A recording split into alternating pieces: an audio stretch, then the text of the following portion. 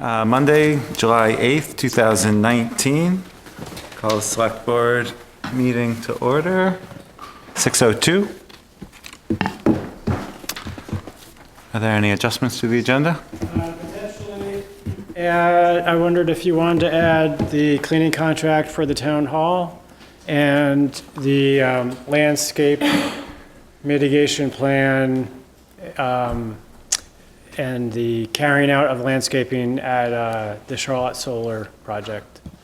So there was a report that we received today that describes, they do an annual review on the landscaping, and you can review the report and decide if you want to make a comment. But comment has to be submitted within 15 days of. Which is before. Oh. Does that give us time for July 22nd or no? It doesn't. We received it on July 1st. Oh, we did. Yeah, I didn't get to read it all. Did you?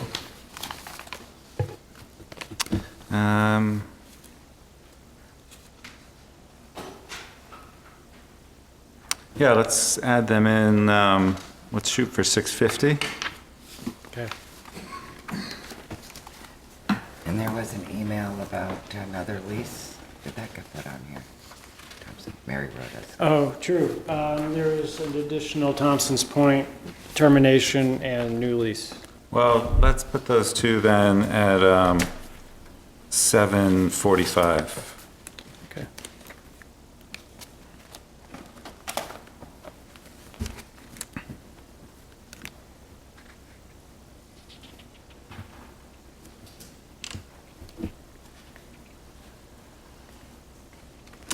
The 6:01 agenda item was the senior center sign relocation and replacement. Lane's here. Do you just want to summarize? Yeah, so the sign is deteriorated, really beyond repair. I asked Junior if he could move it, and he said no, it's too deteriorated. So what we'd like to do is move it closer to the road, and we would also come up with a more modern design. This is an iteration that you see on the screen here. It's compatible with the other signs in town. So I guess we're just looking for the Select Board's concurrence to move it closer to the road. Fire chief had his truck out. The sign is 55 inches high. It doesn't interfere with visibility looking to the west. And Junior said, just don't get in the way of the snow plow, so if you're off the right of way, maybe 12 feet back, he's good with it. So we just proposed to bring it in between the trees, closer to the road, trim the trees so the fire department has a better visibility. And if you guys give us permission, we'll proceed with the sign part and get a new sign built. We have a maintenance budget. We would, take it out of our senior center maintenance budget. Anything?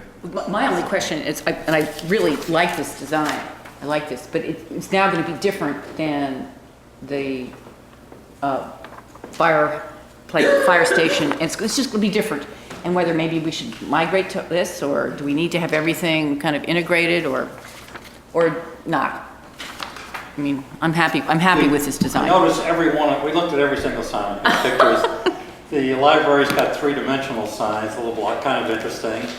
Children's Center, Fire Department, us. Our designer would say this is a more current reflection of art at this time for signs. So that's. Will the wood that the sign is on mirror that shape? Or would the wood be square and then that would be painted design inside the rectangle? Well, I don't think we'd use wood. The thing that's there right now is pressboard. I think we use a synthetic, but I haven't talked to a sign person yet. And what they do is they make it kind of like a decal of that, in the proper proportion. So that's proportionally probably the way it would be, a little different than what it is now.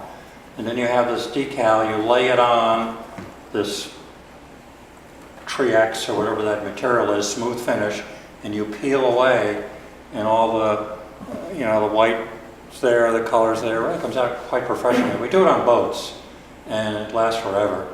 So that's what we're kind of thinking, but that is a little different shape. We looked at the same shape we have now, and our board liked this shape, this design. Right, I think the question was, is on the one on the screen there, is the white, is the red going to be the outline of the board or of the material? Or is it going to be a rectangular piece so that it's just a rectangular? We haven't asked ourselves that question. Backer. I would think it would be the rectangular shape, but there's a question we haven't asked ourselves. It'd probably be this shape here to that side. That's what I would think. Just so whatever its proportional dimensions would be. I think it would, to me, it would be a little more eye-catching if it didn't have the extra blank. You would on cut top. this out here? Yeah. Just for visual presentation, but I mean, it's not that it needs to be. No, you've gone one step further than we have. We haven't, this just came out today, so we haven't looked at it yet. So that, you know, certainly, everybody's pretty flexible about this. Yep. Any other thoughts? Do we want to have a motion to approve the sign as discussed? And maybe the distance from the road or something. And what was the distance? Approximately 12 feet from edge of pavement. Approximately 12 feet from the edge of the pavement?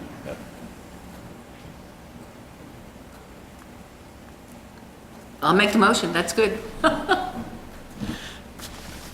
Do we have an estimated sign width? Time when we would do it? No, width of the sign. 4 feet? 26 feet? I don't think it'd be any wider than the current sign, Okay. but a little different shape. They were thinking metal posts might last longer than the pressure treated posts. I'm just wondering, because like Fritz says, there's no dimensions on this, so we don't know how big this sign is going to be. 25 by 25 feet, That's a big sign. I think You so. want to say no wider than the current sign? Sure. We can. Friendly amendment to the Approximately. motion down there. And no higher in height than the current sign? Well, it will be Or higher. will be higher? It's a different shape. So the old sign you said was, 55? 55 from the ground. The current sign is sort of like a banner like this. right, That's a different shape.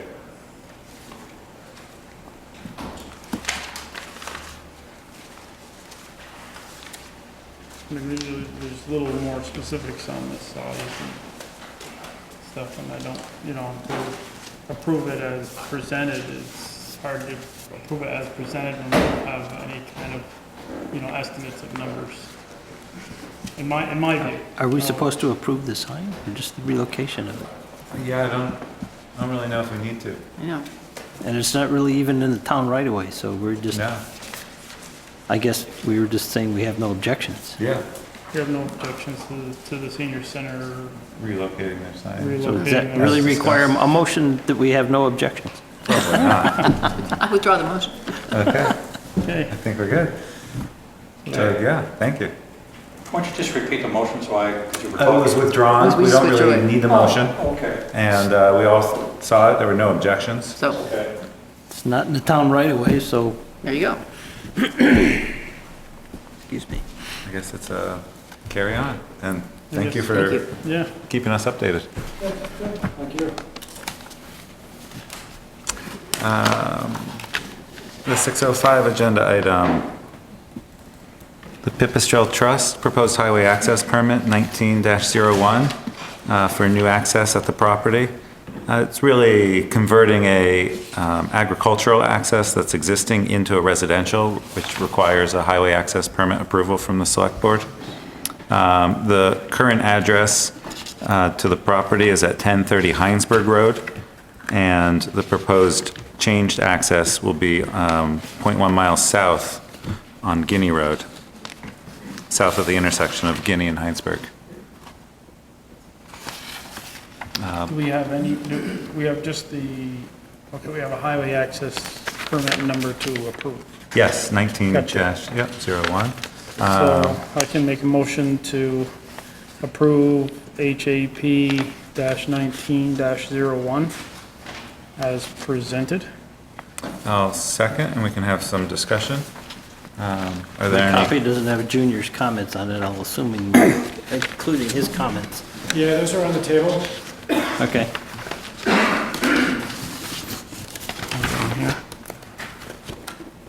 Does it mention the driveway standard?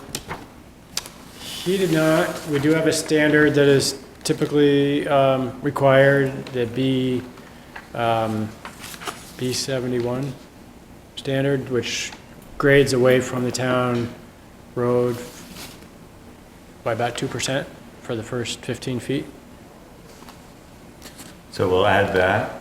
Add the driveway standard and to Junior's comments. Okay, adhere to driveway standard, what was it, E, It's B. B? I've been on vacation. Let me just go check to see if Standard is adopted by the town. Regarding negative slope from road. And does it say we're closing off the Heinsberg? When does that get done? Probably after this one's finished, I would imagine. Is that part of the application to throw up the other one? I don't know that, How does that work? I didn't see it in it. I don't, guess we can ask Dean what the process is for throwing up a highway access. B71. Is there a separate process for throwing up an access? No, it's usually a condition, so I would say that should be a condition. Typically, there's one access per property, so, seeding and mulching, filling in and seeding mulching. Well, it says it right here.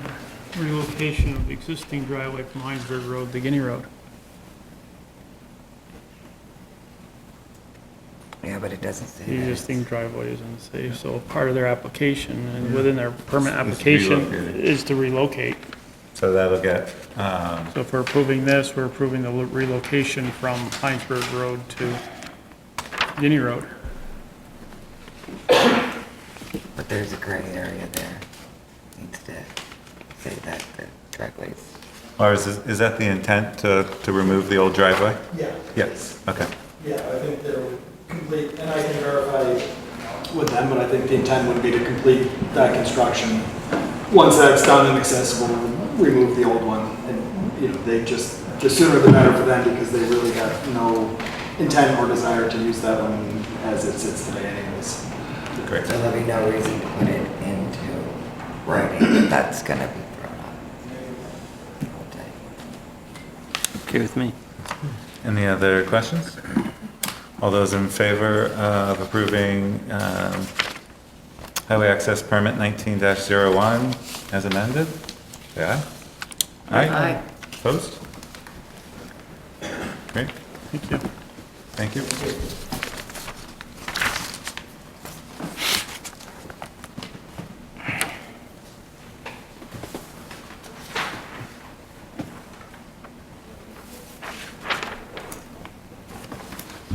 Did we catch up on this?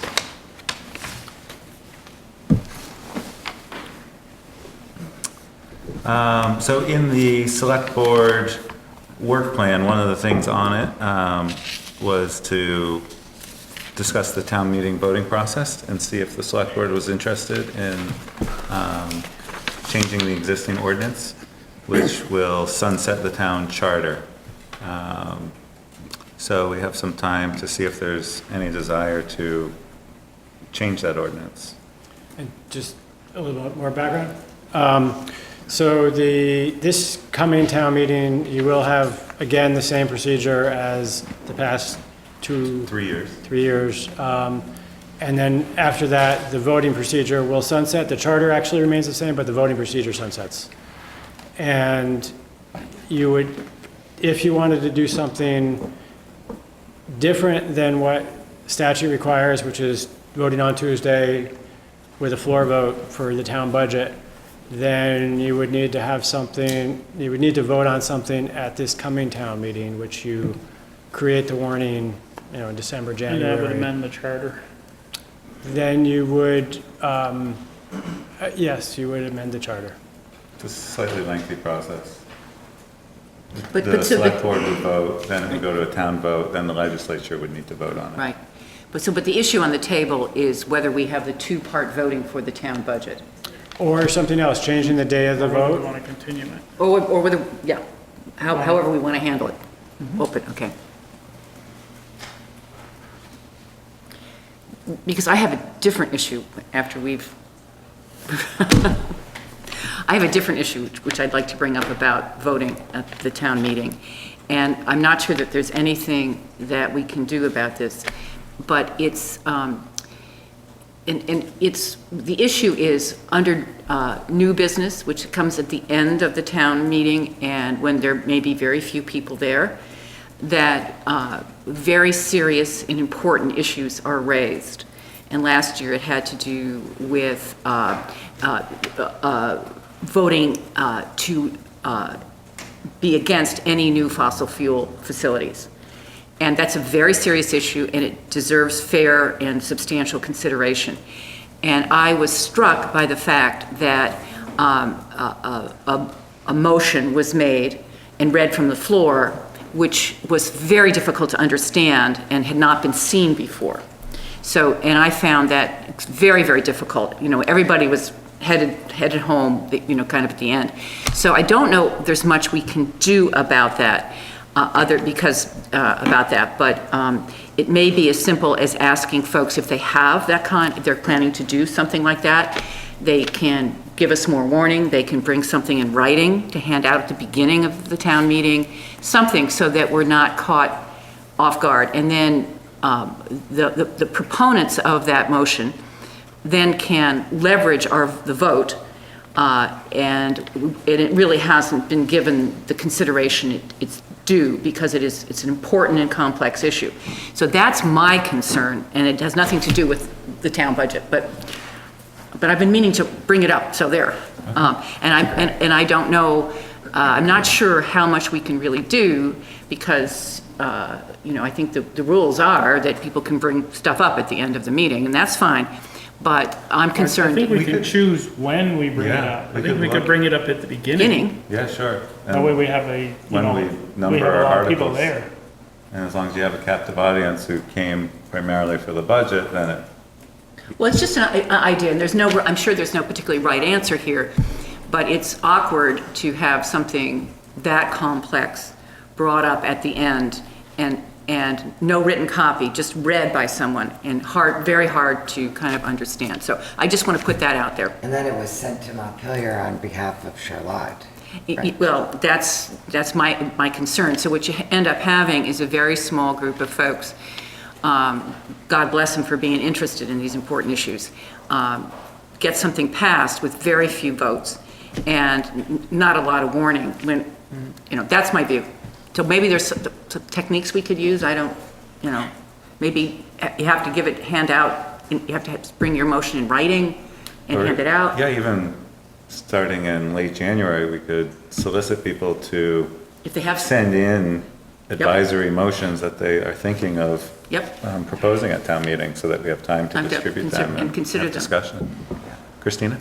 Well, I have a couple of questions. So the charter, even though what the charter exists for, that will sunset, so the charter's just going to stand with nothing on it? Is that correct, Dean? You said That's the my charter doesn't understanding. sunset? All a charter does, it doesn't, a charter allows the town, the select board, to do something other than what statute explicitly requires. So if there's nothing attached to it, then it doesn't do anything.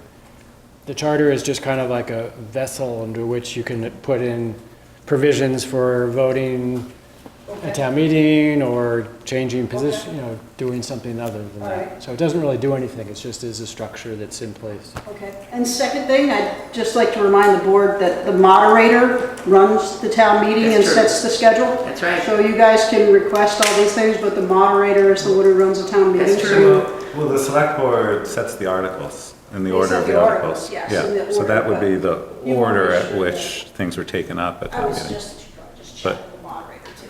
Yeah, we could include them in the discussion. Yeah, yeah.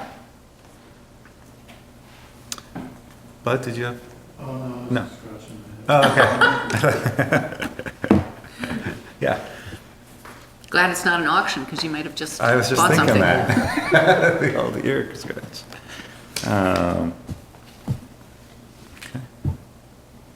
So I guess the question is, do you want to schedule more time for this discussion at a different? Dean, do you know what other towns do our size? I think most probably vote the municipal budget on the floor, towns our size.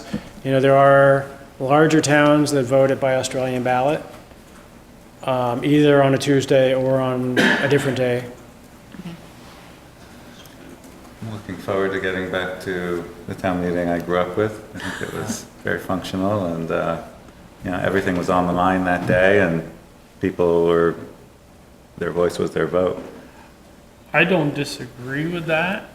It's that I'd like to, I think Tuesday to me sometimes is a rough thing to do, especially when the school is open. So, me personally, I like to maybe see it on a Saturday, so we'd have more participation, but So you mean move town meeting date? yeah, Yeah. Which some towns do, right. Saturday or Sunday? It can be Saturday. I think statute does allow it to be within a certain number of days of the first Tuesday of the month. So I think the Saturday, Without needing a charter. without needing a charter. Yeah, so Yep. that's something we could look at. That's, I heard it's just different. What happens when you change the date, it's just different. People are able to go on Saturday The or charter Monday committee night. did arrive I at think, that yes, you're right. conclusion. About the same number, but different people. Yeah, Saturday does allow for daycare, which was something when I was a kid and Well, the and school school, district took yeah, off. right. There was child minding in the library, right. so that helped. so right before we went to this new way of voting, the principal, which is not the same one now, she had agreed to let us have a sort of a stand-up buffet lunch in the other gymnasium. And when I asked her about it, she actually even offered to have some of the jazz ensemble play too. But then the charter just took over that possibility. But my reason for a Tuesday, we have a lot of new young people that live in town, and maybe it'd be like keeping up the tradition that, I know it's not the most easiest day for people, but from the committee, it almost sounds like no matter what day it is, people won't be able to come. And so if we were to maybe look at it Tuesday, sticking with tradition, I like that part. But then adding sort of after the meeting, sandwiches and finger foods and I can't remember what grade it was, maybe fourth grade class came in this year and observed for a bit in March, which was Yeah, you're really right. encouraging. And I also did that when I was at CCS. It was inspiring just to see local government at work. Just a comment, a few years ago when the charter was being looked at and all the options, some of the options for when to hold town meeting, Monday night, Tuesday morning, or Saturday, and there was some data that we collected, and believe it or not, it didn't change the attendance. You just get different people, and I'd just throw that out there. I mean, change is fine, but it's just too bad we can't get more than a couple hundred people to come out. And people have not found a magic solution. Well, my comment was when they started this, that I managed to show up from 3,000 miles away for 3 meetings before I could even vote. If you really want to make it, you can. If you don't, you're not going to show up. I think it was Katie Frazier's class, attended for about a half an hour.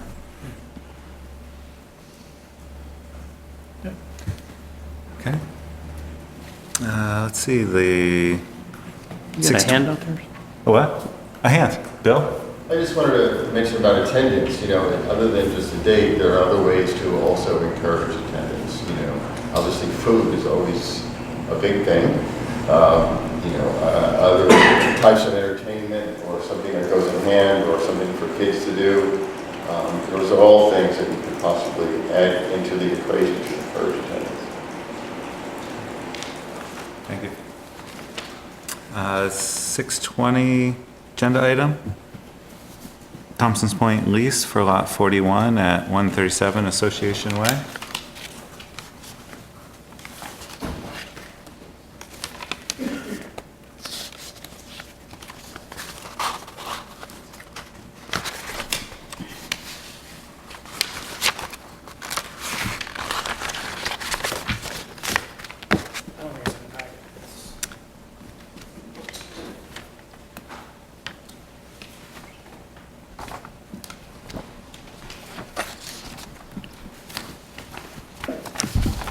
So this is one property, terminating a lease Right. and approving a new lease. Yes.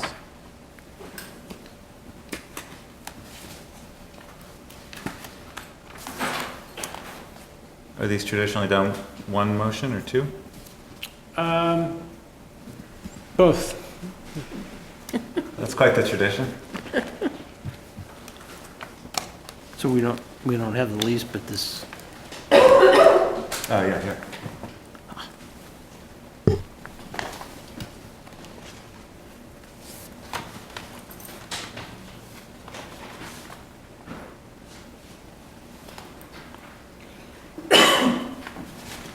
Dean, can I ask you a question?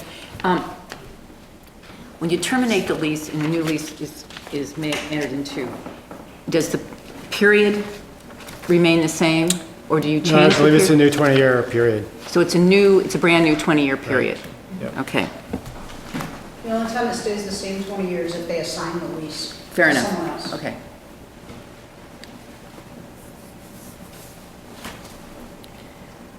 so I'll make a motion to terminate the lease to Andrew Price, individually as the trustee of the Benjamin F. Price Trust, and Jeffrey Price individually as the trustee of the Benjamin F. Price Trust, and to approve a new lease to the Vermont, Moki LLC, to be signed by the chair For lot 41 at, for, yes, lot 41 at 137 Association Way. is there a second? Second. Any more discussion? Just, do we know who Moki is?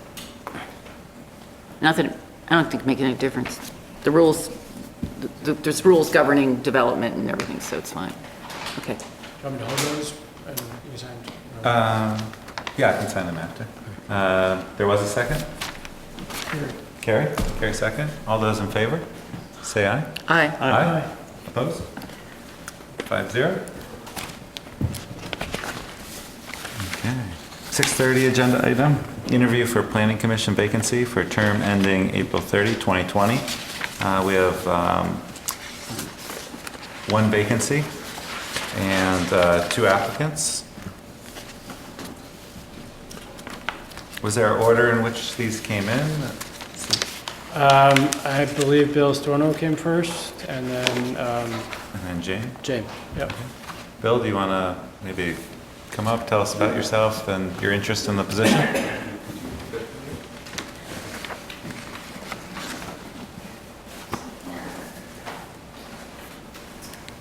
Thank you. As you know, I've applied before, so I think most of you are also a little bit familiar with me from coming to select board meetings as well as planning and zoning meetings. If any of you have seen me there, I've probably been to about a dozen and a half during the past year. I'll repeat what I submitted last time, some of it. I've got a master's degree in planning and policy. I've served parts of 4 different terms on development review boards and planning commissions in other communities, South Burlington and Shelburne. Planning is sort of my passion. I don't know how else to say it. I follow a lot of zoning issues, both with the state, locally. I'm familiar with a lot of state statutes. I see Act 143 is on the agenda tonight, which is a really important topic. I'm glad you're discussing it. I even follow some environmental court decisions, so I'm familiar with that process. If you don't mind, I'll mention a little bit about Charlotte. You know, I tell people, I've been in Charlotte 3 years now, and I tell people in other communities that I live in Charlotte, and they're all jealous. So we're obviously doing something right here. I'd like to help out in any way that I can, and I see us growing, but I think it's important to maintain the character of what we've got here, and just go forward. If you'd like any references, I can provide them from both the development community and from the conservation community. Be happy to put those together for you. And I guess I'm really, I'd like to get some questions. I'd be more than happy to answer anything you might want to ask. Any questions? Well, what do you think the most important issue facing the planning commission is? Like, what do you think is like the one or two most important things? Well, it's hard to pigeonhole that because it changes from time period to time period. Obviously, Chittenden County is growing. There's demand for housing. We don't have a lot of infrastructure like other communities have, water, sewer, so that's a challenge. The high price of housing is important. We need to do a little bit more what we can on the affordable housing end, in my opinion. Probably the biggest thing that I see with our current zoning is that there's a little bit of ambiguity at times. And that's one thing I think the Planning Commission is trying to address right now. They're clarifying a lot of things that are not very specific, and I know that they're working on a bunch of amendments to come up with our town plan that they're going to submit to you soon. I think they're doing a pretty good job with that. I guess, that's it. It's a hard question to answer, but affordable housing is certainly a big thing. Growing in a way that doesn't impact the demands upon our infrastructure is another thing. Our roads are really not suited for growth yet without putting in infrastructure to accommodate it. So we have to be careful about that as far as, for example, I'll use some examples here. Shelburne, has the Kuyanuska Golf Course. They approved that project, but they had no water for that project. And then they were in a situation where how do we get water there? And then that's a big cost to pump there. And I don't think that was originally thought about when they originally proposed that development. And those are things that we're going to have to think about as we grow. So some people say that Charlotte has a reputation for not necessarily following our rules, but just whatever the neighbors think is what we end up deciding. Do you agree with that? Think that should be addressed, or do you think that's appropriate, or can you comment on it? Well, from the Planning Commission meetings that I've been to and the decisions I've read, and I've read, several dozen, I think that they're pretty well written out. I haven't seen arbitrary decisions coming from the Planning Commission. Okay. When you look at their PUDs, and most of our development is now going to be by PRDs or PUDs these days. When you look at them, they've clarified their reasons for their decisions. I know that there's a perception out there that Charlotte is very restrictive, but I honestly don't see that. I see a lot of development applications, and I see an attention to detail. We do have soil issues, we do have water issues. These are all major constraints. And I think the Planning Commission is doing a pretty good job at that.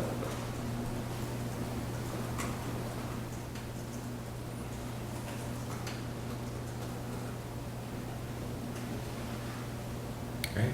Thank you. Thank you. Yeah. James, do you want to come up?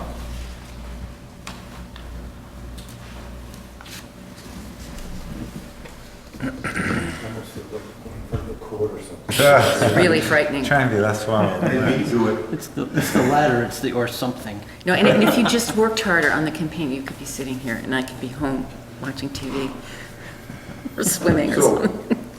what would you like me to say? I mean, just tell me. We've read the letter that you submitted Yeah. with your letter of interest, but maybe tell us a little bit about yourself, Sure.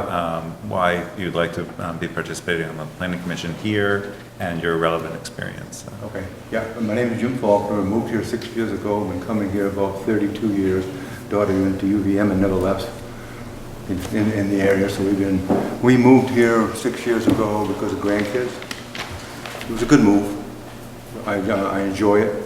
We have a little farm that we started over here. I'm a volunteer on the volunteer rescue with the town. Been a couple of years with that. I enjoy that. That's good. As for the planning side of it, I enjoy the planning process. Put it that way. I've been involved in 2 different planning boards, both interesting ones being that there was big change happened. One was in Kennebunkport, Maine. When I was on the planning board in chair, we went from a 1-bar harbor to now maybe 30 hotels. I mean, the thing was just boomed, and it took changed the character completely. And I had to be on the planning board during that process to see how that happens. Pretty slick how it happens. Well-paid lawyers and so forth managed to change that whole environment around it. It's still a nice place to go. It's a vacation area now. It's no longer a fishing village for sure. But that part of the planning process I enjoyed quite a bit because it was pretty intense and involved with private money. The other one was in Boxborough, Massachusetts, and I was chair down there when it was a similar community to Charlotte, being it was a bedroom community from Boston. It's just outside Concord, Mass. But they were caught where they were having, it was a farming community, and they were caught with developments coming in. And all of a sudden, the farm would sell out, and there'd be 30 houses put up, you see. And they were trying to keep their farm community together and fight off the progress of the developments. And that was really interesting. Well, I'm not so sure how successful they were, but it was an interesting process for me to see how it all happens and how it can happen. And so I kind of look at those 2 things, and I'm looking at Charlotte saying, okay, Shelburne, there's some development in Shelburne for sure. We see that happen. Heinsberg, that's just at the cusp of it. Ferrisburg is next. And Charlotte's just kind of like in between. I don't know if it's fending off the developments or what it's actually doing, but it's been able to keep its rural character pretty well together. And that's remarkable in my world because of the developments happening on all 4 sides.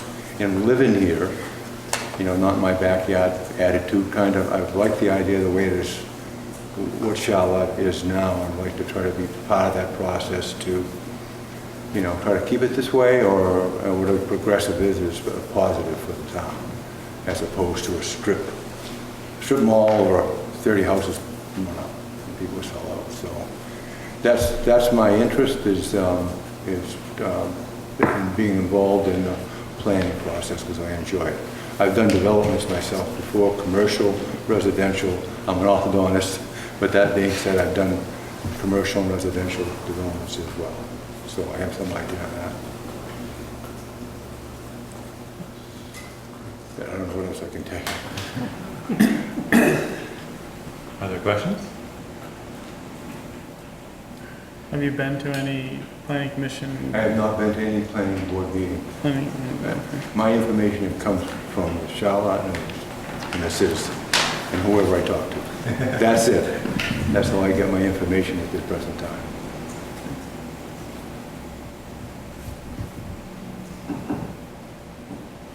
Do we want to discuss this in executive session, or? No, we got this here, at 8 o'clock. What you got? Yeah, we have It's at 8, I don't know. Yeah, why is that split, Dean? It just seemed like you could have a discussion without, that would be a little bit separate from the interview.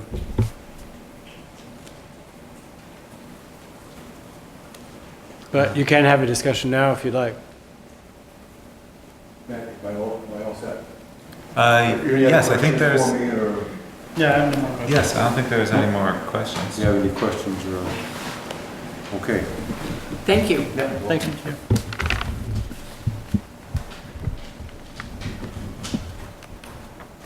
What would the board like to do? It's on the agenda for 8 o'clock. To a point, so. We should wait till then? Sure. Okay, I'm okay with that. Stick to it. Okay, that puts us ahead of schedule. You wanted to add the Thompson's Point, the additional Thompson's Point lease termination and new lease. You could do that now. Yes, we can do that now. Okay. You have those too? Yep.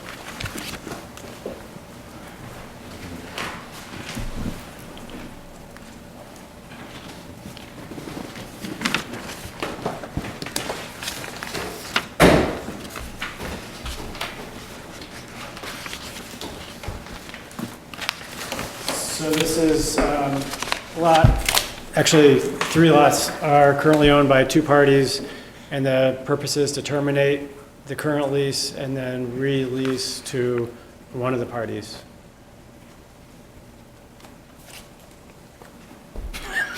I read the last one. You did so well. So Dean, educate me here.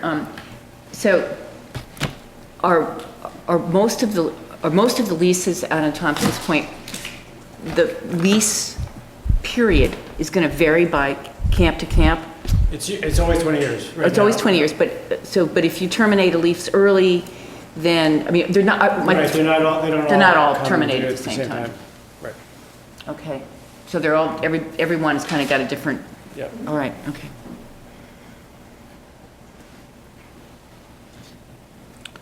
Okay. I'll make a motion to terminate the current lease at 810 Flat Rock Road, lots 1/2 of 116, 117, and 1/2 of 118. From Elizabeth Hardesty Camp for Benediction LLC and Robert J. and Susan Fletcher Bertholet. And to create a new lease for the same address and lots to Preston Alexander Graham Revocable Trust and Elizabeth Hardesty for Camp Benediction LLC. Second. And advise the select board chair to sign. Any more discussion? All those in favor, say aye. Aye. Opposed?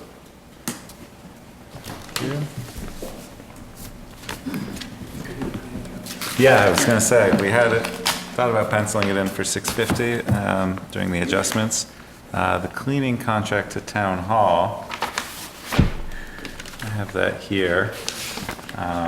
We had just to recap, we had a bid that was higher than the select board was comfortable with. And on that bid, there was a additional price per hour of $35 per hour. We, at the last meeting, voted to do a 2-month trial period at an hourly rate to see what the actuals would be. As when the bid came in, it was a question mark of how accurate the flat rate was based on the timing and the hourly rate. So we approved that for $35 per hour. And when the contractor came in to discuss, to sign the hourly contract, they mentioned that their actual hourly rate for the bid was $40 an hour. And then if there was additional things over the flat rate, they were giving us a $35 discount. I caught up with the contractor, and turns out that even $40 an hour is a discounted rate from their normal commercial rates, because they currently clean the senior center and the library, and there was a efficiency of scale there. But if we wanted to do an hourly trial for 2 months, $40 an hour would be the minimum acceptable rate. And what would that be per month? Well, that's the question mark. So that would be the 2-month kind of trial to see, we could do it for 1 month and see what it is. I'm just wondering what the hours that were being done before and what the hours that are being proposed. Well, the hours that are being proposed is a kind of a question mark, and thought that they may have overestimated. So they were willing to do it by the hour to get a better picture of how long the work would take. And do you know how many hours per week the previous contract was It taking? wasn't set at an hourly rate. Or quantity of hours? It varies. It was just a set amount per month. So there were, during the summer months, not so many hours spent here, maybe 5 hours a week. Winter months, closer to 7 to 8, depending on traffic, depending on snowstorms, depending on who salted the walk. So, I mean, there were a lot of factors, but I mean, summertime we do have some events that occur here that make it a little busier, but typically it's a pretty easygoing time. So it really, average, I would say 6-7 hours a week throughout the whole year would be a nice average. So you're looking at anywhere from 20 to 35 hours a month. Now, Christina, do you, I was corrected this morning by your nephew. Do you know whether the senior center and the library have a stated hourly rate? They do with her. And so, And it's on all of her bills, and she does it at an hourly rate with them. And I believe, I know the senior center is 30. I think the library is the same, but I haven't actually held a bill in a while. But she does do an hourly rate there. The previous cleaner was doing it for just a set amount. Okay. And I think that was part of the discrepancy with trying to find someone to take over, was there wasn't really an hourly, there's not really it wasn't being done for an hourly rate, so you could say, well, the previous cleaner did it 8 hours a week. sure, it was set amount. Right, so it's kind of all going to depend on the cleaner and so on. And who supervises the quality of the work? Do you or Mary or Dean? That's kind of how. That's all y'all do That's it. kind of how Robert Booter ended up being the cleaner, was because our previous cleaner was not doing a very good job, and us in town were not pleased with it. And I found myself doing a lot of stuff that was in their contract in the morning. So that's when we decided to get rid of the cleaning contract we had. My husband then said that he would do it, and that's kind of, we picked up basically the contract. So like our amount was not anything we set. We just took over the contract from the previous cleaner.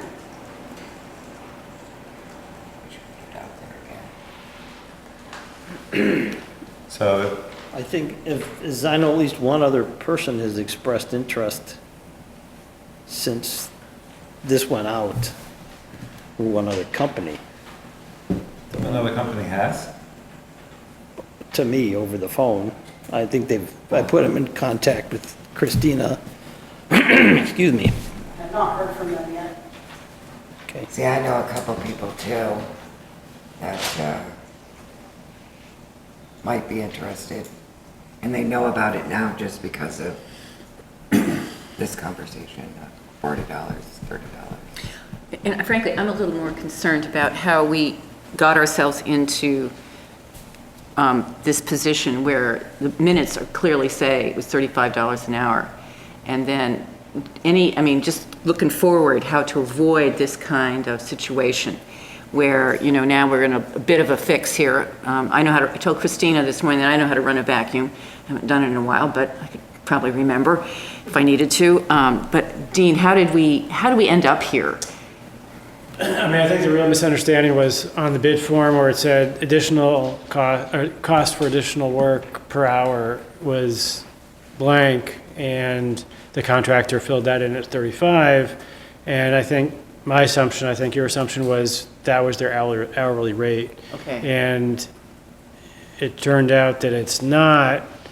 And at that point, it didn't really matter because we were proposing a fixed amount. So the hourly rate didn't really matter. It was for Right. above and beyond. But then once we decided to do this test to be based on an hourly rate, and she said, my real hourly rate is $40 an hour. And so I think Matt felt you couldn't approve that because that's what the select board hadn't approved that. The select board hadn't approved that. Right. Yeah, so I didn't want to sign the no, contract until I'm- the select board saw that there was a fiscal change. No, I'm agreeing with that action. I just was kind of curious how we ended up here. It's hard to say, if there's other people out there that are interested. They didn't respond to the request for bids. I'm not sure why. If you want to put it out again, that's fine. I guess in the meantime, we're without a cleaner. I might see more of Louise here. No, I'm just kidding. No, I'll come on. We send somebody in the interim to do, pay somebody in the interim to do So bathrooms. if we, Trash. just based on the purchasing policy, if we were going to hire someone in the interim, it would be well below the threshold of needing to go out to bid or even a competitive solicitation, because I think it would be well under $1,000. So we could really hire anyone at an hourly rate for an interim. It wouldn't have to be this bid. The select board reserves the right in the purchasing policy to reject any and all bids and to opt to rebid if so desired. So we have several options. We could approve a $40 an hour experiment to see how long it would take and what the real cost would be from the bid we received. We could look to hire anyone at a lower rate who might express interest to Dean or to any other select board members.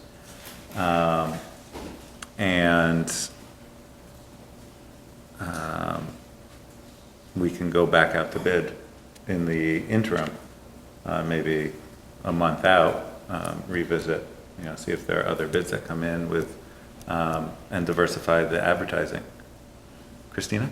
If someone does it in the interim, because of the purchasing policy, does that mean that they can't put a bid in to be the contractor? Or are you going to handle them as two separate entities, even though accumulation-wise, they will be over the purchasing policy?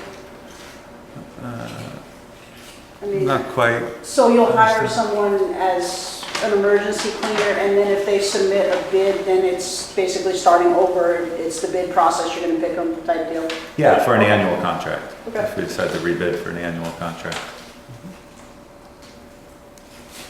I like the last one of those options. Frankly, from what I've talked to other people, I think $40 is way above market value.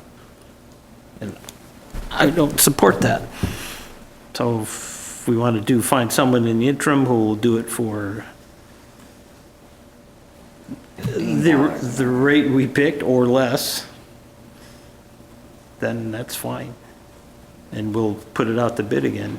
And we all have, some number of us have people that are interested. We'll make sure we send them a direct invitation to bid, because I'm not sure not everybody reads those publications where we put stuff out. There's no cleaning daily and publication to put it in, so.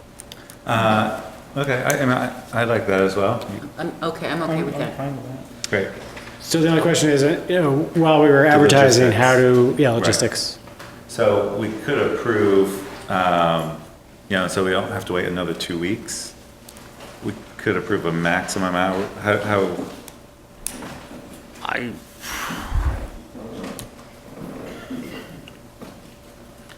so if we rebid it, the same RFP for 2 weeks to be received by the next meeting?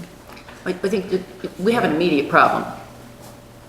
So then. For the people that then work here. Whatever it would be up to $35 an hour Yeah. for the next 2 weeks. got it. I agree with that. Yeah, we To have take to what it takes, you know. find someone to do it. So you'd authorize I mean, the I chair to find hire, someone up to $35 an hour. okay. I mean, I'm okay with that. Why that high?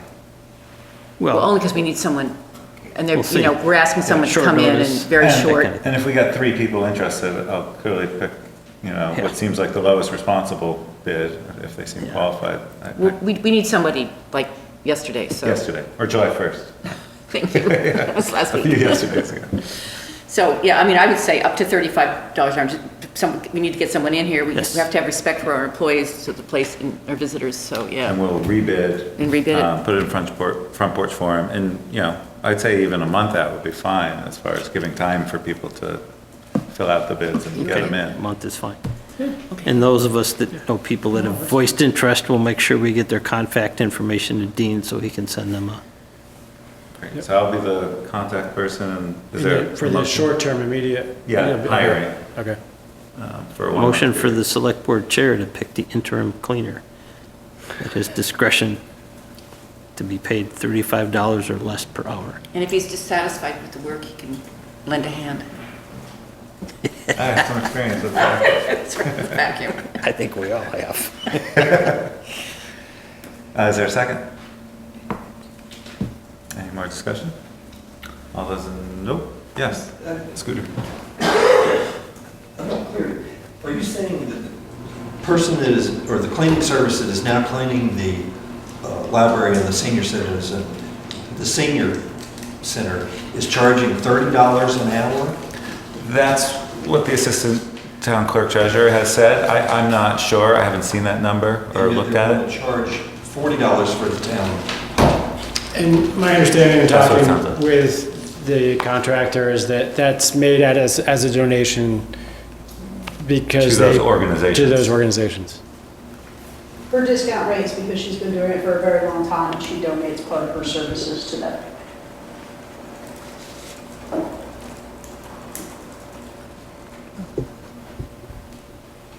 Okay, all those in favor? Indicate by saying aye. Aye. Hi. Opposed? 5-0. We're back on time. So 7 o'clock. Public comment.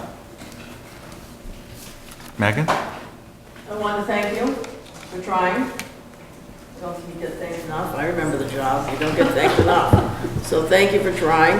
It's not the perfect solution. There's some flat bunnies in the road and other things, but they're not people. And they don't vote, so don't worry too much. But it is better. It's a little slower. People are noticing. I try to talk to people when they're wearing black out jogging and say, you might want to think about that, because people are trying to drive and the sun's in their eyes either way, and you might want to find some orange in your closet, especially when you're pushing kids along the road. So the signs have helped, and I would, again, encourage you to put that in the budget, that kind of thing that's so basic for next year. The other thing I want to comment, I'm sorry I missed it, probably about town meeting, is I don't go anymore, and I will tell you why. Because it's like proselytizing when I go. The people are for something in the budget or whatever, they just go on and on for 5 minutes. You never get to hear the other side. I'm also just accosted by every possible green thing that might come along, just trying to go vote, so I always vote absentee. I just find the whole thing like the worst kind of sale at Macy's of some theory that I should subscribe to. And then that kind of proselytizing that I've already heard over and over in the paper without the other side. And finally, I used, as a reporter, I covered a lot of towns, and what mattered to me, and I think to people, was the food that they would go for. And I suggest Charlotte come up with the the champ chili contest or the champ chowder contest and give awards to people and a pie if they stick around and they voted and got a slip and they put their name in a hat, anything to get people to come out. But more than that is the fact that the town of Castleton that I A, represented, and B, their town meeting, pre-town meeting is held at least 2 weeks in advance, so newspapers that are weeklies can put all the issues out there. That is absolutely key, that there's pre-town meeting where the issues are raised in advance and then come out in the paper. So people get to kick it around at the coffee shop. We don't have, but we're getting one. And they get carries, and we get to talk about what it is and formulate opinions and ask more questions. And secondly, the ballot items themselves are not 1.6 million, good luck trying to find the money you don't like. It is over 30 questions on the ballot. Everything, so the tree cutting would be there because that's controversial, then put it on there and let people decide. Donations that are built into this budget, which make me nuts, because these are private organizations and you don't get to pick your favorite and slide it in, but that's what happened in this town over years. And there's all these different ones that are now built into the budget with no strings attached, and we all, as part of the giant budget that's in there, those are all pulled out or brought in by petition. And again, I'm happy to get you Castleton's ballot. I was trying to find it online today, but it's 30 questions. And everybody's got an opinion, and they come in, and then it's fun. It's fun, finally. There's food, and there's fun, and people get upset, and they do this, and it's all in the paper, and you make a fool of yourself, and then everybody does vote.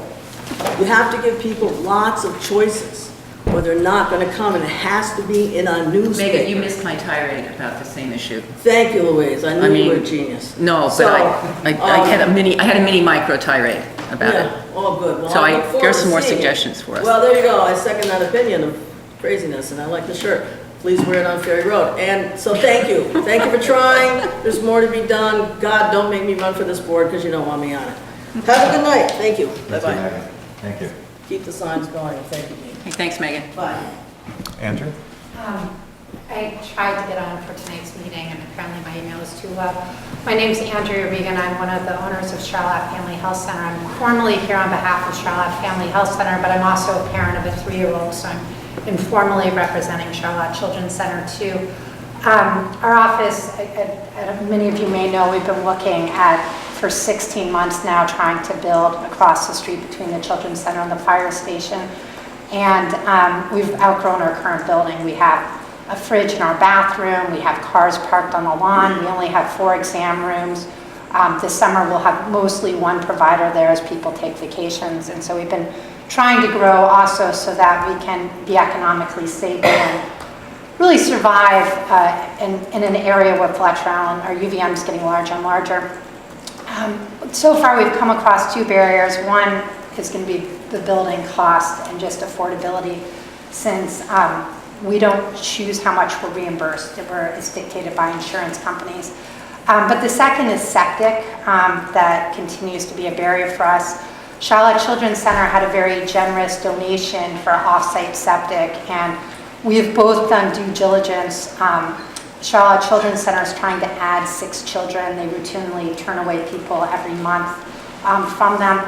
And we're in the final bidding stages, and right now we would expect for septic for us to be $30,000 to $40,000 in a different town, and likely we'll have to pay over $100,000 to be able to do off-site septic with a very sophisticated system that, talking to people, if anything goes wrong, there's a lot of digging through wetland, and it would really be challenging for us. For the Charlotte Children's Center, just as an observation, wages and stuff like that is very tough for them financially. I'd much rather see this money go towards improving living for their staff and improving stability with it. And so at this point, the wastewater committee, after my understanding, and correct me, but after 3 years of deliberation, is set to put out the recommendations at the end of this month. I've met with them before, and I'll attend there before. I understand that the town needs 10%, but currently they have 2,500, whatever the units are, capacity. And both Charlotte Family Health Center and Charlotte Children's Center would like to be considered to lease those. This is not a selling of the rights, We would pay all the cost to hook up. We would pay maintenance fees. There's been a formula for this. The town would continue to own, and I just want to emphasize that this is money that the town has already spent, and this would allow the town to get some of the money back that they have already spent, maybe 40, 50, 60,000 of it. It's my understanding, once again, from it too. So it'll be a big decision at the end of the month, and I know there's so much controversy around septic and the growth that it leads to or not, but I think our office and the Children's Center really, we offer direct human services, and we're really staples of this town, but we're both really struggling to be able to grow right now. So that's it. Thank you. We have two members of the wastewater committee here. Christina, do you want to? We actually have three. Three. Here also. Hey. But I just wanted to, unfortunately, the affordable housing kind of went through the same process, presented it, and that went on the back burner. So as much as we have a document we're going to present, how it looks right now, the select board has not accepted it, they have not approved it, and they can alter and change numbers and everything else. So I just want you to be prepared that what we present at the end of the month does not mean that is what's going to become policy. Because they have every right to look at the numbers and say, no, we want this to be more, we want this to be less. So whatever formula we've tried to come up with, it's not set in stone until the five of them make that vote. So Peter, you also have the benefit of being the chair of the planning commission. Is the application to build it going through planning or zoning? It's gone through. We have issued the preliminary decision, and actually it's very distressing to hear what you just said, that it's going to cost that much money. And I think it would be a great shame if the town can't collectively make this work. My understanding was the septic was going to come from land donated. I had no idea of the cost, and I think Christina's correct, and I'm sure Fitz would say the same, is that we're very close to having documents go to the select board, and then from there they've got to, they got to go through it and make some decisions. Ordinance process, you have to have a meeting and then another meeting, and then we can, I don't know it exactly, but it takes a couple of meetings, and then we can approve it as a select board, and then there's, 20 days, I think, to appeal it. And it's not too long, but there is a process after the document's presented, and it is a lot of paper. I think this speaks to the bigger issue and the challenges that we're dealing with in town generally in terms of the affordability issue, whether it's a private home, in this case, whether it's a business, that I think most people in town really want to keep them here. It's to everyone's benefit to have medical staff in town. From my experience on the planning commission, the issues that we continue to bump into in terms, especially when we talk about the villages, is septic and water. So best case scenario as far as moving parts, we have the ordinance that we need to kind of map out the timeline. From the planning perspective, what's the best case scenario for an approval, final? Well, the planning, I can't, I'd be talking out of school to say it's going to be approved, but I think that everybody's done their homework. It looks very good. We've completed the preliminary. It's a major PRD subdivision because it's in the commercial district. So they have to come back for a final hearing. And that's after Andrea and her team are ready to submit. But I will say that the other issue that I've mentioned to the select board before on a couple of occasions, and I think you started kind of the core of the committee, is to really also think about access and the possibility of making that a town road in terms of the parking and access to the medical center, and the issue with the libraries potentially needing parking space as well. So I know the committee's been formed. I don't know if they've met. If they haven't, I would encourage you to maybe try to get somebody to take the reins of that committee so we can get that going too, because I think that's a piece of it as well. And then the last piece is kind of from the business viability timelines. What are you looking at? I mean, the timeline I had is passed and, you know, we're just, Ben Mason, we need to have, I can't sign anything with him to even secure the land until I can understand what the cost is and if we can afford it. So it's been an interesting process because I feel like I'm working backwards, which is what I need to do. And obviously, you know, I should add for septic, there could be other bids. The bids range greatly. You guys see this all the time. Charlotte Children's Center is a nonprofit. I've encouraged them, maybe a civil engineering company might be able to donate services to them for a tax write-off. So part of why I'm here is just, I think, to make this work, it's taken a lot of thinking outside of the box. Certainly the property has a lot of challenges with wetlands too. But anyway, and then Little Market was supposed to go on with us, and I'm just unsure of that now too. But it's an expensive undertaking. You know, I mean, I feel like even if I could get it down to $60,000 or $80,000, you know, I mean, that's still like that's challenging for us. You don't produce a ton of wastewater. I mean, you've got 5 or 6 employees, a couple of bathrooms. The formula is kind of amazing. Apparently not as much as the Children's Center, where most of their customers are in diapers, right? Yeah. Like ironically, but they from it too. But I think the thought is that patients use toilets a lot and maybe washing medical equipment. There's a formula, so ours I think was 900, and I forget the units again of it that we needed. Gallons per day. Yeah, and the Children's Center could be. There's some more variables to that, so it could be slightly more, slightly less, depending on.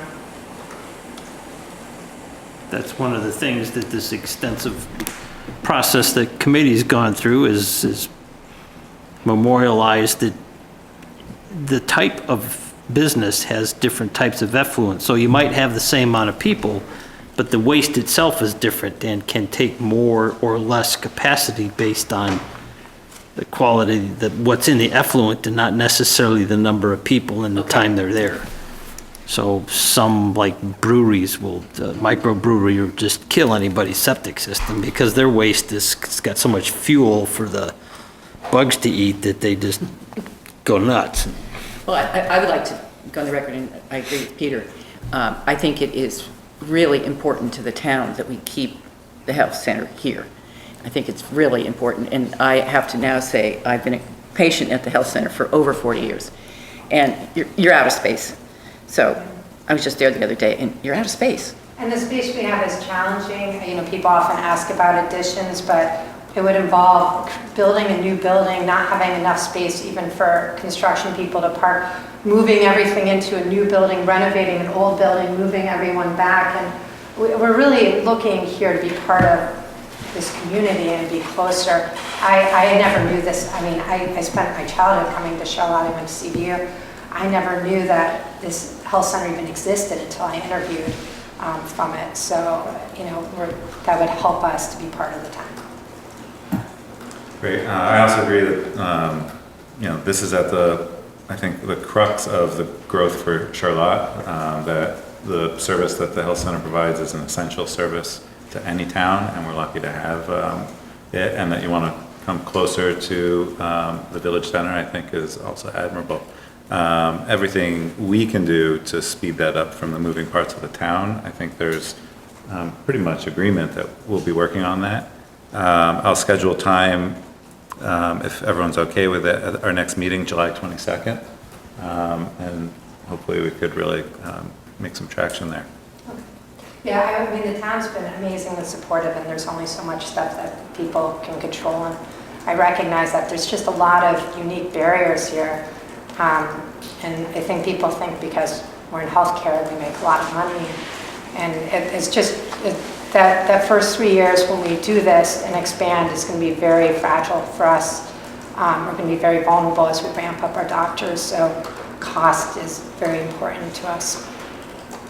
Thank you, guys. Other public comment or text? Well, actually, I have a question for her. What was you said you're coming on behalf of the Charlotte Child Center and the Health Center? Well, I said informally. Okay. But because they would be, if you're hooking it into the town, it would be two separate hookups, two separate Absolutely. processes. We know that. Okay. What's the gallonage you're looking for? we are at 900, and I'm going to come to your meeting next week too, so we can talk about it further.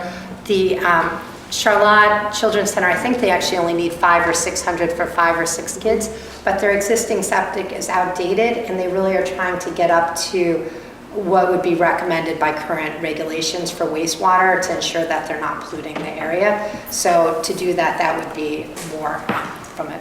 So you're looking for 900 and they're looking for more, and we have 2,300 available, so you guys are pretty much looking to take about 2,000 of that and tap us out. And that's why I don't really understand. Dave knows very well what their needs are, and he can speak to that next week at that meeting.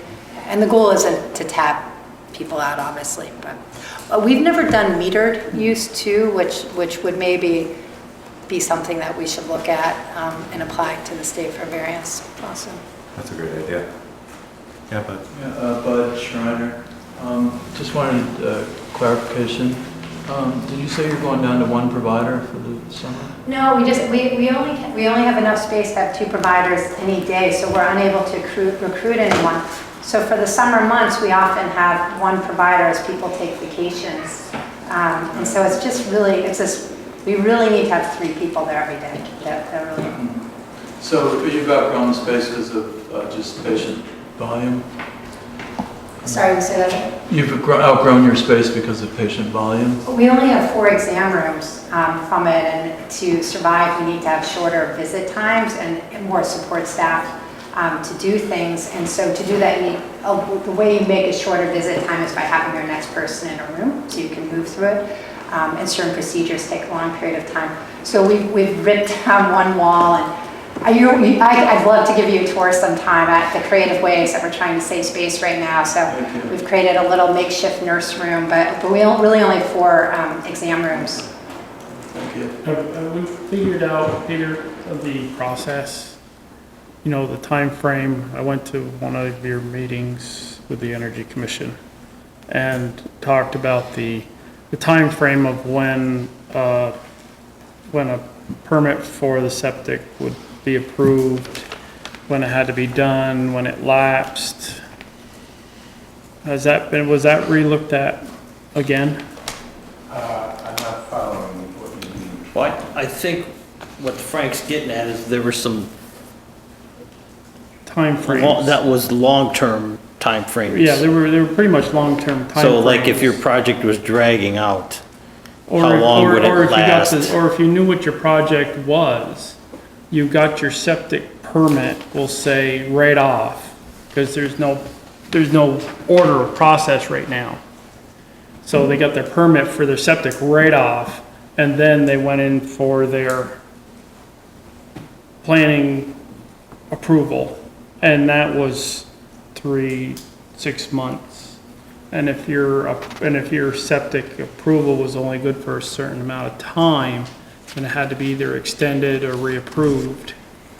And like Fritz said, this was long-term. This was if there were a lot of delays. 18 Well, I months. think some brainstorming maybe at the next meeting would be the place to start. I mean, I'm just thinking if there's any way that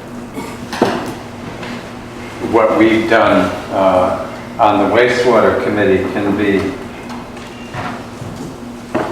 somehow, is it possible for us collectively in the select board to expedite this and get it moving? And I think what you're trying to say is there a way that if we think it's pretty solid that it's going to happen, how that could be woven into Andrea's project? I think Well, it's saying. into Andrea's project and into our process for timing. Yeah. I mean, right now, it's new. It's out there.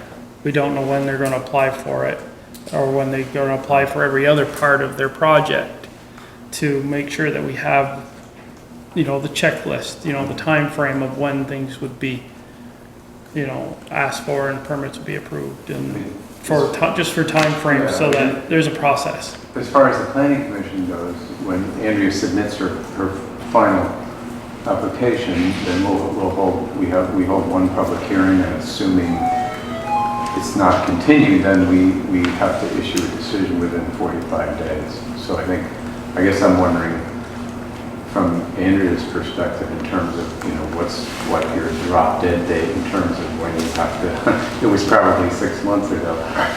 or more. Yeah, I mean, we had hoped to recruit a provider, and that may be a possibility for December, but we can't do any hiring or recruiting from it too, so I don't know how much more energy I have, to be honest. I have a 3-year-old, and so anyway, this is my second job. But so if money were no object for us, we could have this done in 4 months. If we could afford septic, or some other large business joined us in septic up there, that could help make the cost easier, from it. But yeah, so I mean, we were eager to get moving with it, but there's a lot of moving parts. Right. I was just trying to make sure the process was there for the sewage control officer, the zoning administrator, to make sure that they can recommend the process. Most of the process for the ordinance lies with the board, because they're the ones that do much of the decision-making. Right, but I mean, just the time frame for the zoning administrator, the sewage control officer to say, okay, Andrea, you need to apply for your septic permit through the select board now, so that so it's within the process, so everything's happening at the same time, everything's going through, just try to expedite everything. I think it's coordinated. So it's coordinated. Access permit. Yes. I think the timeline in the septic process is actually shorter than in the planning process, Once that ordinance because there's no exists. time periods and hearings to be had. It's select board decision. No, and I know the planning commission a lot of times needs to know that where the septic is going to be and everything within their decisions a lot of times, so. When it's a traditional wastewater permit, that's true. So on my end, I'd have to have some knowledge of septic to be able to even sign a purchase and sales agreement because we can't purchase the land without septic. That's kind of where we're at right now. And we're still, I don't want to imply, but we're kind of at the end stages. We've had 4 or 5 bids, and nothing's so good out there. Thank you. We'll also let you know, maybe we can send an email when we get the new draft agenda set for July 22nd. Okay, yeah, just let me know. Great, thank you. Running a little late, Aaron is here for a presentation on accessory agricultural uses, a follow-up on Act 143. You're gonna do this. Do you want me to just a brief overview and then? Actually, I skipped over an agenda item. Yeah. And yes, I would like a brief overview. Opening bids for the village wastewater system. Do you want to move that? I don't think any of the bidders are here. Do you want to move that? Yeah. Okay. So this is a follow-up to the select board's discussion in February. You had asked Aaron to research a little bit what the state, to clarify what the state's intent was, and also to check with other towns. I think, in the big picture, the questions are, should the town regulate accessory agricultural uses, which you're allowed to require site plan review if it's an accessory agricultural use? And then is there a threshold beyond which something is no longer actually agriculture? The hypothetical example is a 50-room inn with growing a patch of lettuce that's $1,000. Yes, technically it's agriculture, but is the inn really an accessory agricultural use? Two, it would be not only is it an accessory, but also is it subordinate to the agricultural use? Right. Are these questions that the state has with the existing law? Or are these questions you're bringing up from a philosophical standpoint? I'm sorry. Were these existing questions in the law? Or are these questions that have been generated by you? They leave it up to the town. They leave it up to the town? Yep. Great. Do you want to So take that? I guess I also wanted to say, as you probably know, This is a bit of a swan song for Aaron. Unfortunately, he's leaving to go to New Haven to be town administrator and zone administrator. I want to thank Aaron for your work here. It's been great, and wish you well, and sorry to see you go.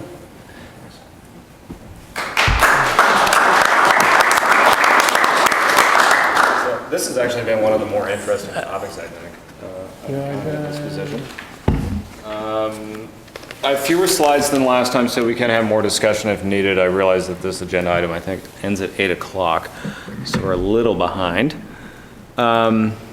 Louise, you're the one member who wasn't here for the first presentation, and basically, Act 143 went into effect July 1st, 2018. I read your memo, it's well written. Okay, and so what it does is it allows agricultural enterprises to have accessory businesses, but it doesn't really define them well outside of events and tastings and classes and things like that. It just kind of says, well, there might be other types of businesses that could exist.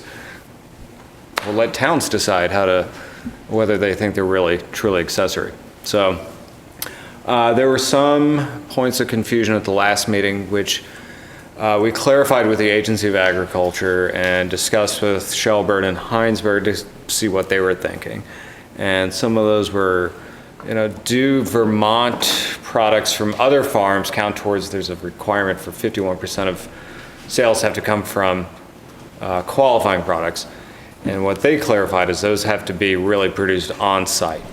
So the intent of the legislature really was to say, okay, if you're the big farm in town and you can sell 51% of the products, but you still want to bring in, Bud's lettuce because you don't grow good lettuce, or you want to, bring in Matt's carrots, you can do that as long as you are still meeting the majority of your sales. We weren't sure at that time whether the events and the farm stays really had any limitations. Can you just open a wedding facility at a farm and say, we're going to have, 2 weddings a weekend for 3-4 months out of the year?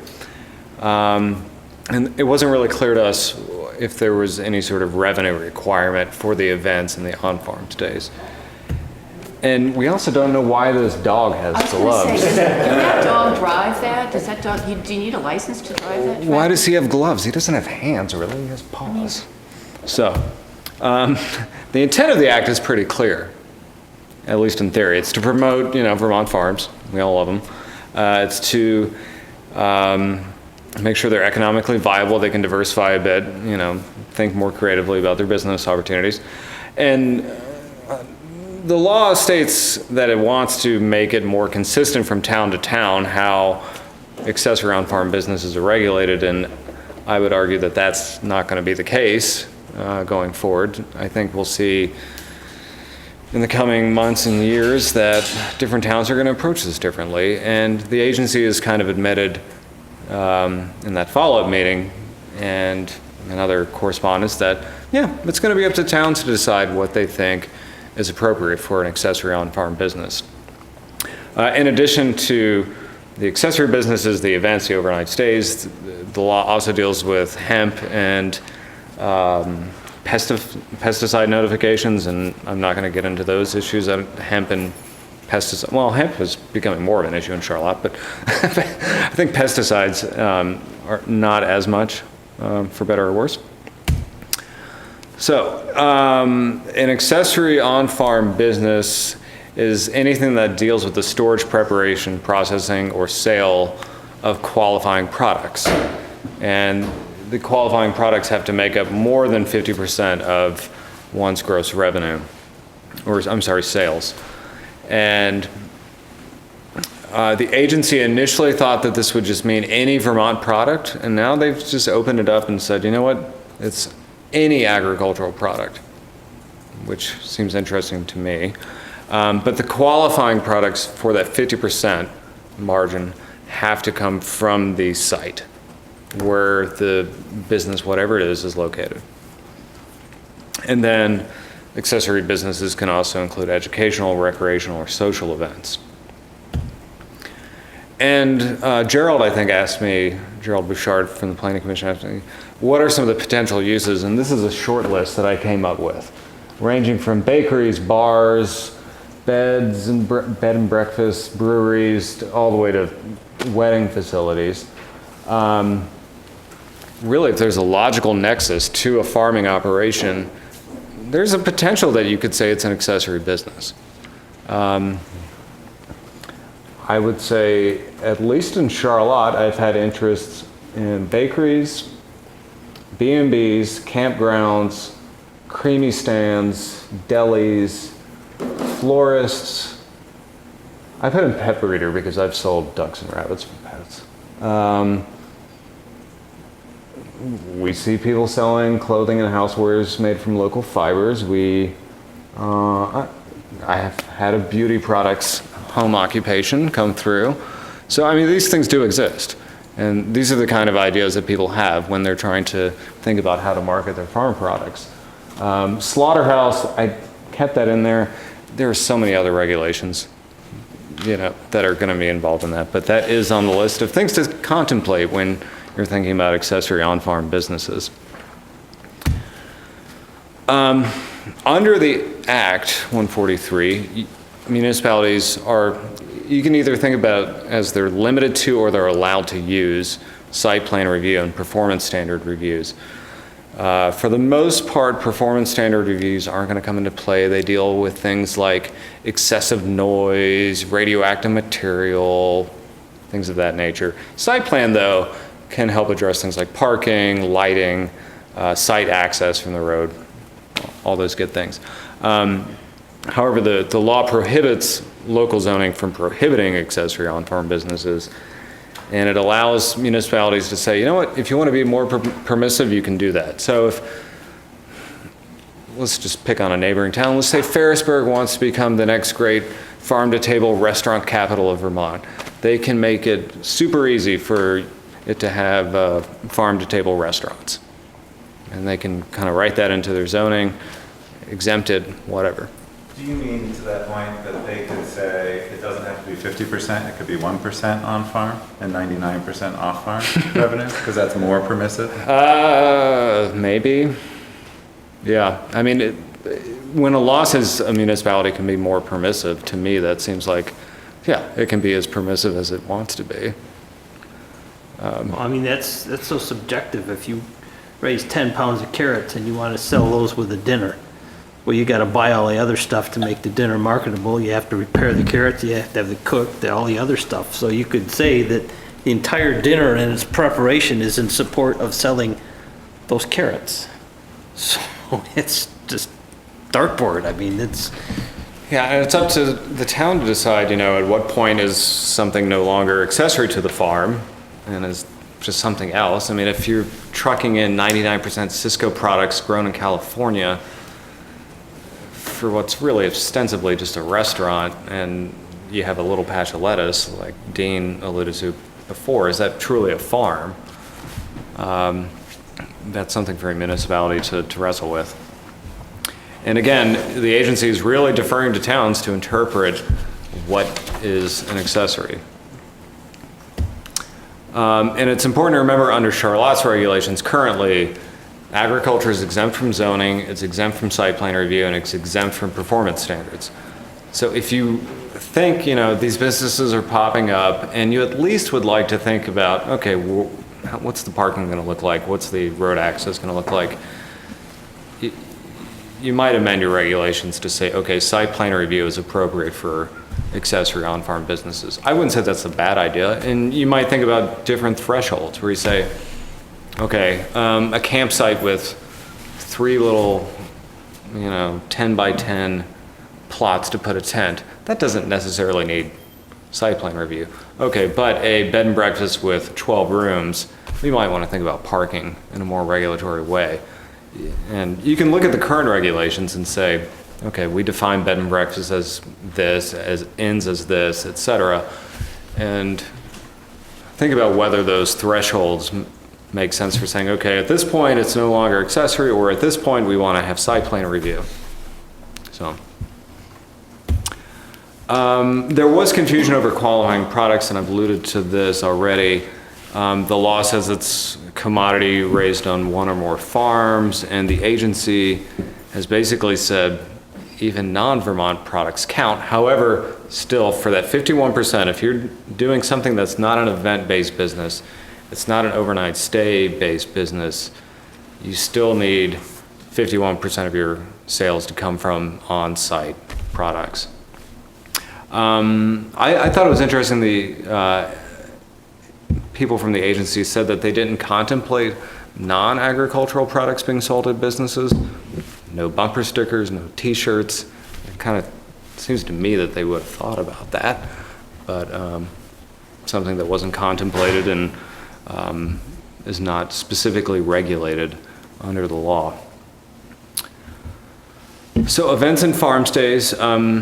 This has been more of an issue in some other towns that I've heard about. Woodstock, for example, has got a hay farm that's become a wedding facility. Events and farm stays are defined as tours. You can have tastings and meals. You can have classes and exhibits. So could be, I run a sheep farm. You want to come learn how to shear sheep. I'll run a class on a Saturday. You don't need a zoning permit for that. It becomes a little more gray when you have things like here at Fable Farm, they do theater. And you can buy salad there. Is it an agricultural activity or not? Ultimately, it's up for a town to decide. So, but the agency will say there's no limit on the frequency or size of events or stays. It just needs to pass some sort of reasonability test. And I've used it as an example. If you have a 200-room hotel on a 4-acre carrot farm, is it a hotel or is it a farm? My argument would be it's a farm. Not a farm, it's a hotel. So I would leave you with some considerations and questions to ponder as you think about regulations. Again, think about requiring site plan and performance standards. You could set up size thresholds. And I've pointed out that Charlotte's regulations currently have definitions for B&Bs, inns, and farm cafes. I'm not sure that some of the size limitations could be enforced now that this law has come into place. For example, a farm cafe, you're really only allowed up to 1,000 square feet of seating. But if the state law says that you can't use zoning to limit these accessory businesses, I'm not sure it's legal to say square footage is this and nothing beyond that. I don't know. That's something you could direct to the town attorney. If the town wants to become a place that encourages these types of businesses, you might think about codifying ways you want to be permissive. Say, you know what, we want a bunch of farm-to-table restaurants. We're going to list them specifically as something that you can just get through the permitting process more easily. You might want to say, you know what, we don't care if farms sell t-shirts. Codify that. If you want to limit that, then you just kind of have to play by, I think the standard that the state is saying is, at the very least, they just have to be selling only farm products. And if they're going beyond that, then you say, no, you're retail at this point. It's really up to the town to decide what it wants to encourage. And then you need to decide how it's going to be administered. Do you want to give it to the zoning administrator to say, it's up to you to decide whether something is an accessory to a farm or not? Or do you want to, put that in the hands of the zoning board and say, if there's some uncertainty here, maybe you want to push it as a conditional use or to the planning commission as a site plan review under potential review process. So conditional use might not be allowed because zoning is, kind of taken out of the equation of review here. But if one were to make an argument that something is genuinely not an accessory business, I think you could push it to the zoning board and say, review it under your normal processes. So It would go that way anyways if the zoning administrator decided it wasn't. one would think, And yeah. then it would go to the zoning board Right. as an appeal. Mm-hmm. Does this, Or the zoning board, or the zoning administrator could just refer it to the board. the law doesn't spell out who's defining accessory business, on-farm business? Not so much. I mean, a farm has to meet minimum threshold. So under the state law, you have to cultivate 4 acres or gross 2,000 in revenue or file with the IRS as a farm for 2 years. So you have to meet one of those 3 criteria Does the law... to be a farm. Does the law then stipulate that someone who wants to start an accessory on-farm business needs to register with their town, that they're doing so?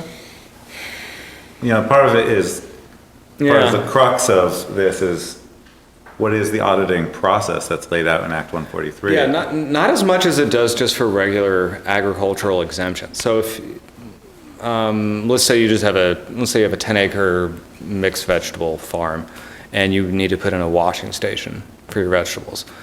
You don't need to get a zoning permit for that because under state law, you're exempt. What is requested is that you submit to your town zoning administrator, if you have one, a description of what you're doing, where the location of your washing station is going to be, and the setbacks. Right. That's And basically just a setback requirement. Yeah. Makes them go to the zoning administrator for basically approval that it's not within the setback. yeah, and if you are not housing animals within a particular structure, you can be as close as 10 feet to the boundary line under ag law. So, you know, the zoning administrator will just look at that and say, okay, check, check, check. Have fun with your washing station. If you're dealing with animals, you have to be a little further away, but this law does not define who does what decision-making very well. Just kind of leaves it up to towns to figure that out. And basically, anything can be an accessory commercial use. Well, it has to have a logical connection to farming. You can't have a shooting range at a carrot farm. We get those varmints. Well, they have it at a rabbit farm. That's how you take care of them. You can't have a car wash at a chicken farm. There's no connection between washing a car and farming chicken. I mean, you could eat chicken while you have your car washed, I guess, but I mean, it leaves it pretty wide open, though. it does. I mean, and I'm using kind of absurd examples here, but It's so subjective. You say car wash isn't part of the chicken, but part of my marketing for my chicken is you get a free car wash. Get people on the phone. You know, it's a can of worms without a bottom.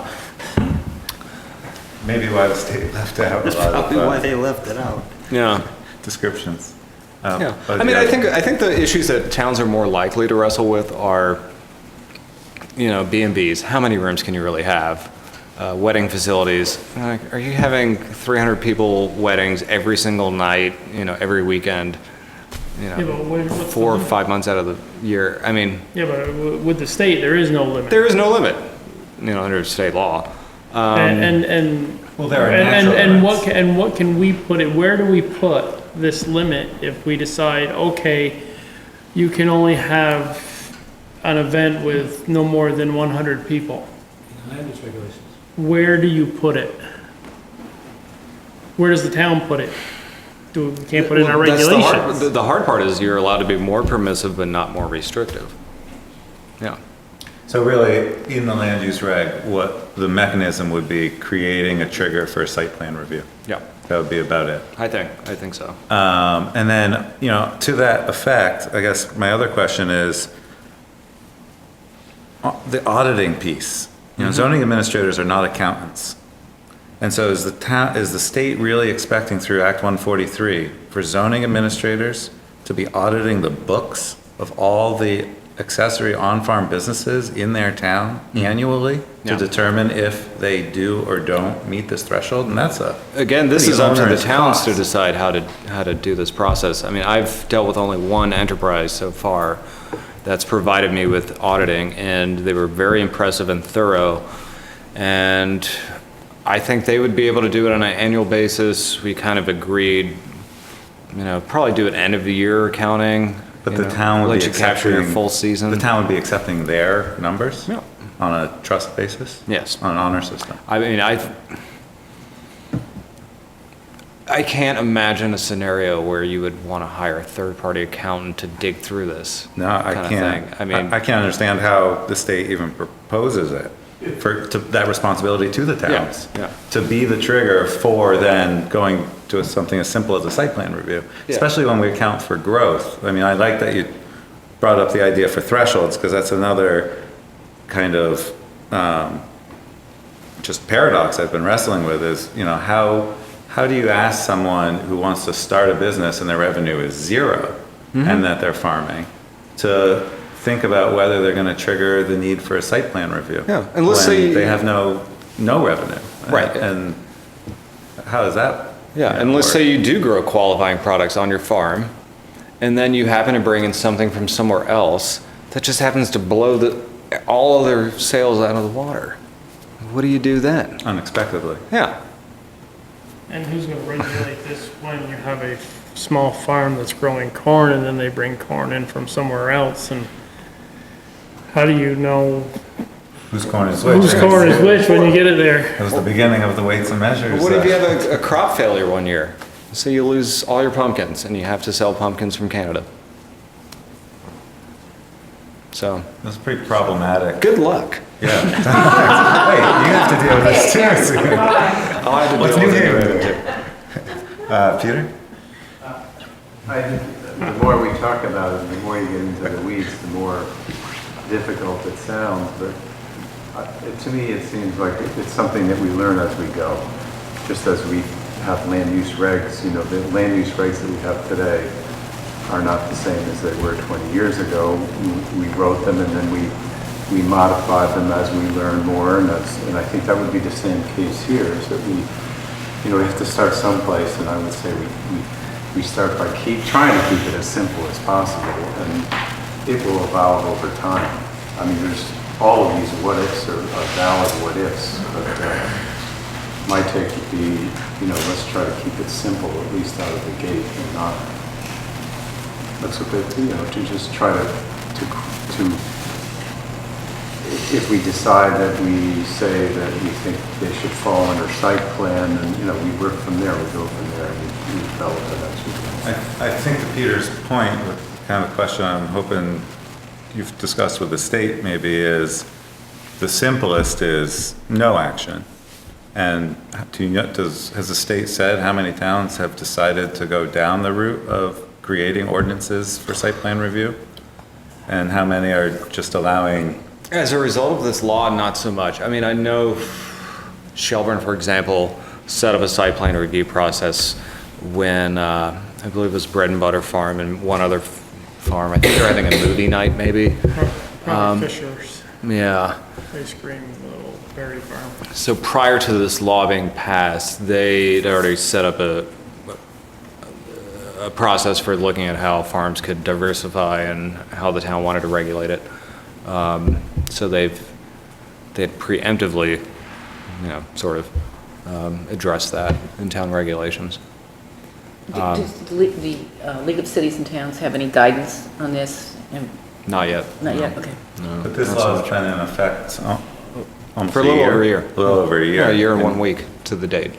No. And you're not aware of any towns that are going ahead with adopting land use regs? Or maybe that's something we could find out from the state? No, if I were to look to anyone, I would look toward Woodstock, which is based on their experience with a wedding facility. Have we discussed anything with the changing, since we just did a road cut tonight, about would this be a change in the agricultural access? Well, that's interesting. I don't know.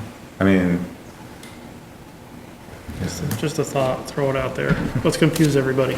but Yeah, I have one of the questions. I wanted to echo what Peter said about, that the laws typically evolve. And, as the state realizes that there's a lot of nitty-gritty detail that wasn't included, hopefully the feedback gets back to them and it gets improved. So the question is do you reach out to, is it League of Towns and Cities, to find out what other towns, throughout the state are wrestling with? That's one question. And the other is the whole purpose of this thing is to trump local zoning. So if you're trying to over-trump, you're going to be pretty exposed to legal action, it seems, as people try and, develop these accessories to farms. So that's just a kind of heads up, because it is so undefined, and they're saying, you can't really restrict. You can only make more permissive. One question is like, how did events get such a buy here? How did they get, so no limit on size and number? It just seems kind of strange. And then the other question is just trying to figure out what the 51% is. So if the denominator, 100%, is all the income, presumably on the farm, but you know how people can do their tax and their income organizing, so who knows. But the 51%, let's say I'm growing cucumbers and I want to do a value added, I want to make pickles and sell them. Mm-hmm. Is the retail pickle in the 51%, or is it just the cucumber? Because if the pickle factory is an accessory, then at first glance, it seems like the 51% has to be the cucumbers. My interpretation is the pickle. They're trying to promote value-added products because the definition in state statute says processing of qualifying products. So anything that you can legally imagine you can turn your product into is going to count. Okay. This is more problematic perhaps from a meat processing perspective, where you have to go through USDA processes to put, say you want to make duck confit, you have to have inspected duck in order to sell that finished product. Whereas pickles is a little easier. You just pickle your cucumber. So if I'm doing lunch or breakfast and it includes a salad, right? Mm-hmm. And I ordinarily sell like a lettuce mix for $5 a pound or whatever, right? By the time it's on the plate in the restaurant, it's what, $50 a pound? So that counts in the numerator? Yeah. Okay. Yeah. That's my understanding. Okay. I think one of the biggest limiting factors to this is going to be the same thing that limits development. All of these businesses require septic for, a pickle processing plant is going to have waste, and it's going to have a high nutrient value probably component, and it's effluent, so it's going to take a lot of septic. I think that's probably going to be the thing in our town that limits the natural limit. Yeah. Natural limit. Most of this stuff from becoming something really big, because the septic's just not there. Yeah. And I've already had to deal with this with at least 2 bakery licenses. Campgrounds are exempted from wastewater requirements if they have composting toilets. But yeah, other food processing entities are all dealing with that. Yeah. So it's a limiting factor. I think what goes through a lot of people's mind is, geez, our town is just going to fill with all of these accessory uses. It's like, well, probably not as much as one might worry, because the septic thing is the anchor. Yeah, you still have Virgin's clay. Yes. And water. Yeah.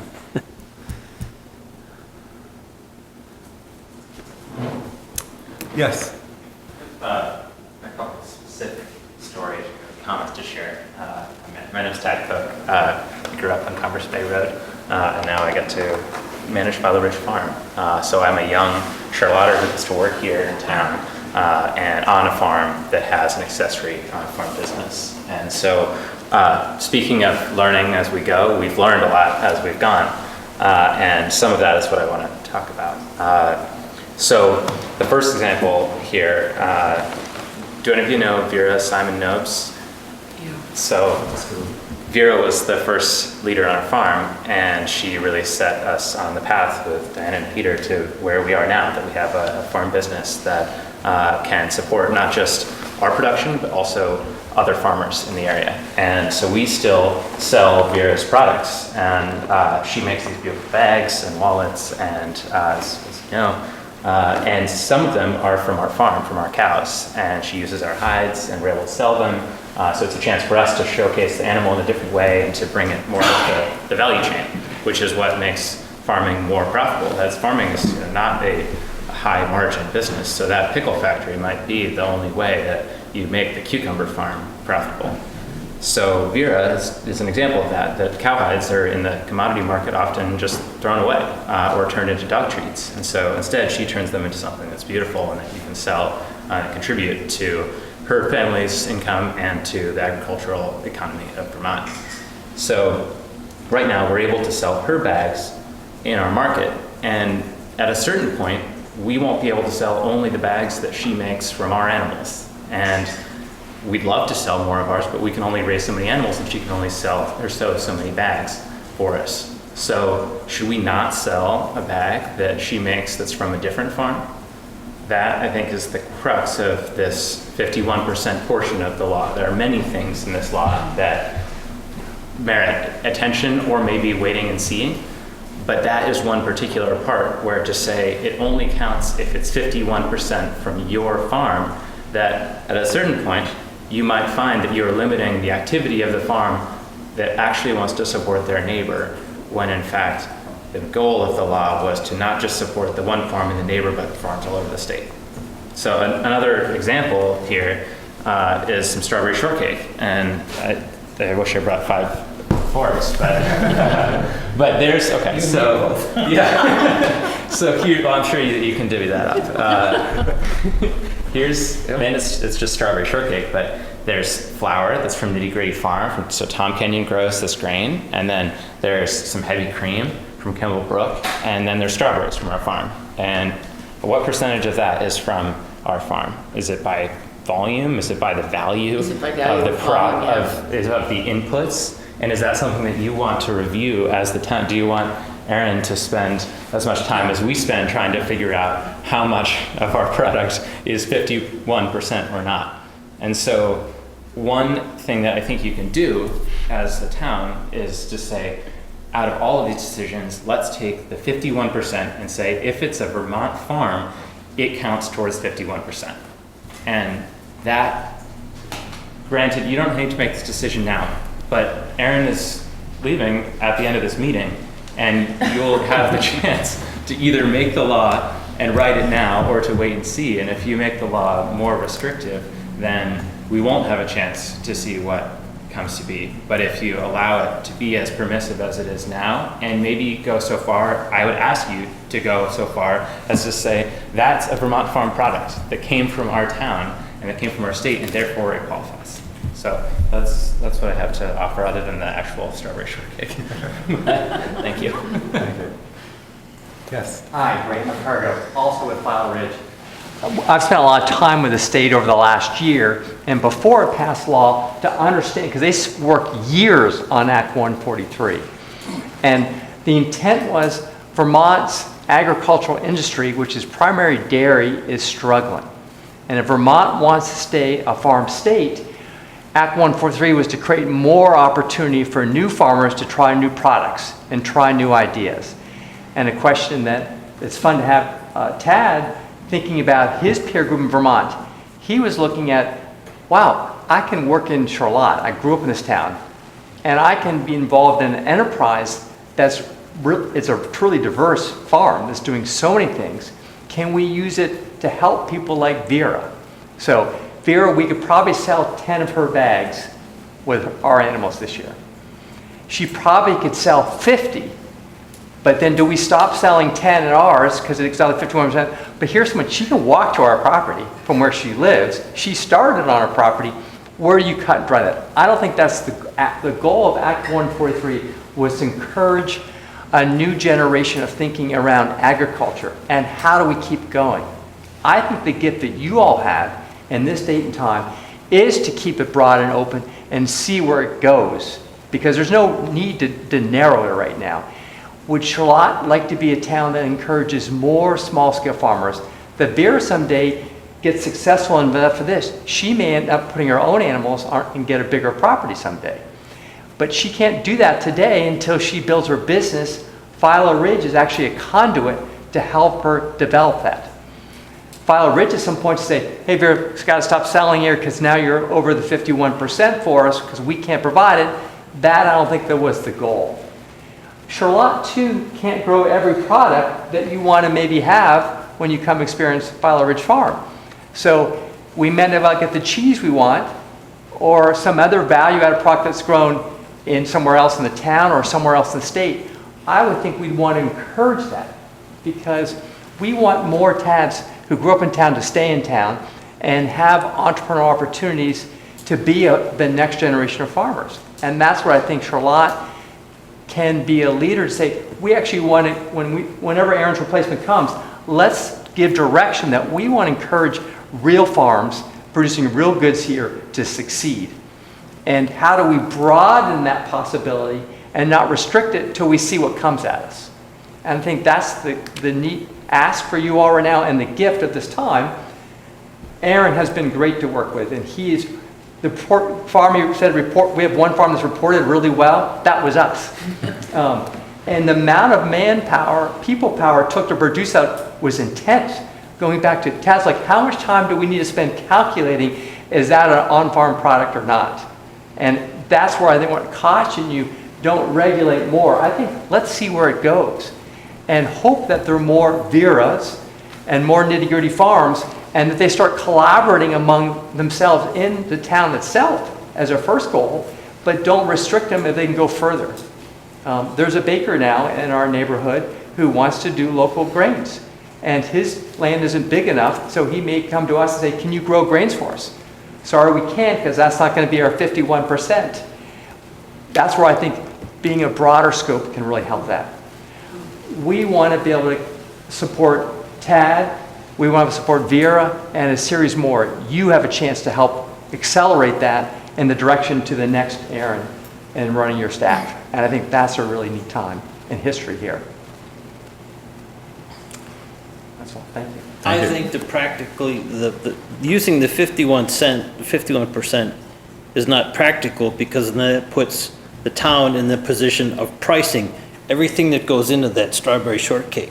Who's to say those are there? Who says I can't set my price for a strawberry at $5 a piece? You have to, not only do you have to regulate the use, now you've got to start regulating the value of the commodity sold. And that's just, even the federal government doesn't do that. You can sell for whatever you get. Right. So those are $5 strawberries, and the rest of it's just, you know, so 51% is easy because I sold my $5 strawberries and bought 50 cents worth of grain. That issue, if that becomes the issue, is promoting a disingenuous business practice, and I don't think that's the goal. I think what I heard is really creating a system where the town can incentivize a new type of agriculture. I just, moving here from where I did and having had to come up with tiny little loopholes, you cannot regulate people from doing that. It's you know, regulations are this big and you can still figure out ways to beat it. So once you start going down that road, it's like there's no end to it. And such a small community like ours doesn't have any business trying to. No, but I do grow the $100 tomato. I want you to know that. Well, is that for slice? No, it's just what it costs to grow a tomato in my garden. Do you have VCAM? Not yet. Marty, we haven't heard from you yet. So it seems like there's lots of agreement on this, and we don't want to get overly complicated. It's not going to be good for us. But I think what we do want to do is describe what we're up to doing. What is our purpose of doing this? And then you start with that. And then it's qualitative for sure, but at least it describes what our purpose is in doing this new accessory, you know, the whole new act. Just putting that out there, like, I don't know where that would go, if it would be in a plan or the land use regs or wherever, but I think that's what would be important to get on the books. I think as the select board, we have to worry about public safety. Not necessarily what happens, it's the fact that could be 300 cars going in there. Well, okay, now we got to say something because it doesn't affect the farm.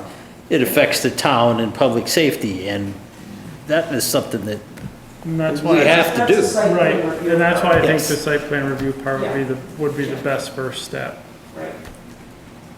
I do agree. Bud, and then maybe get to the mechanics of it.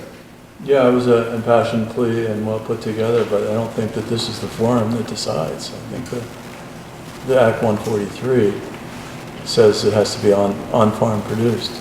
So it's not in your realm to make that decision, is what I'm saying. Well, from Aaron's presentation, towns can make things more permissive than Act 143.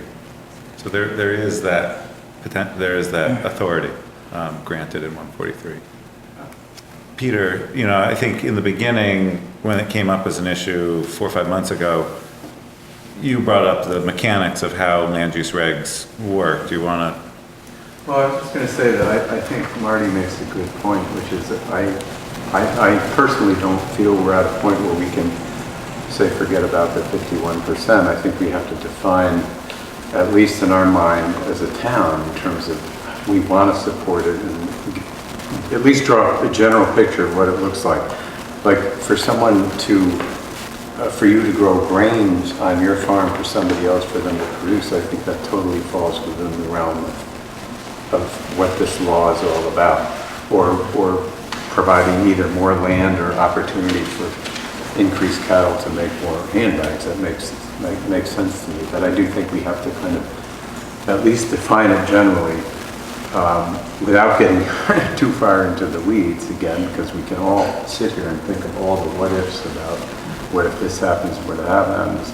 I agree with Fritz in that safety is a big issue, and I think the other big issue too is we want farms to coexist with neighbors and neighbors to coexist with farms, right?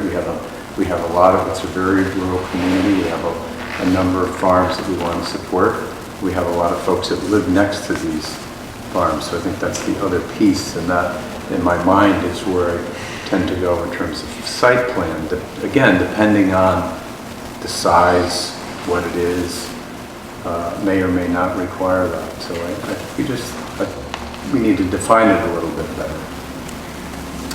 Before we decide we're going to change the 51 to whatever, or waive it, eliminate it. I think in those discussions, to me, the biggest crux of that issue is the temporaneous piece to that is when does a Vera who is making 3 bags know that she's going to produce 1,000 someday, and at what point or points would the town expect entrance for consideration of site plan review? Because that's the only thing that the town really has party to, is to say that there's a trigger, to make definitions to say there's a trigger for site plan review. So if it's a threshold based one, it's almost it would be a site plan review that would happen at some point in the existing accessory businesses operations, not like someone who wants to have a 10-unit subdivision. That's one thing that's known, and it's not temporaneous. It's known before the application. So there's a dilemma there. I have 2 suggestions that might make somebody consider. One is to write a vision piece that Charlotte is a rural community. It'd like to maintain it being a rural community and an agrarian community.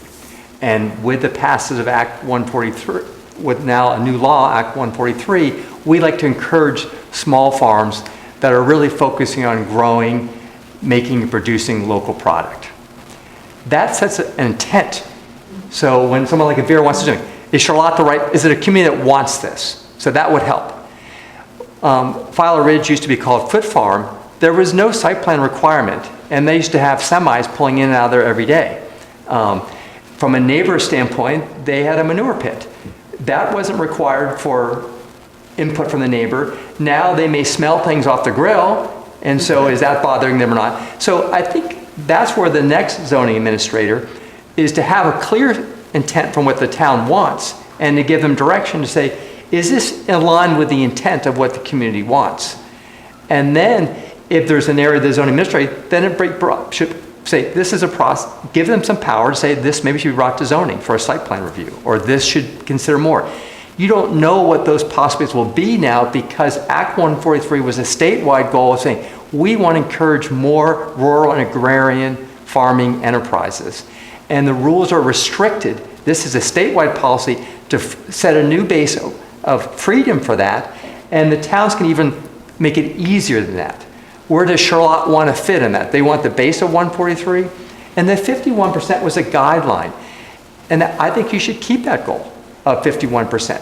But the interpretation of that could vary differently depending on what that may happen there. One of the examples we're learning right now is as we grow the business, we're getting a lot of local people, like Vera said, can I sell my product?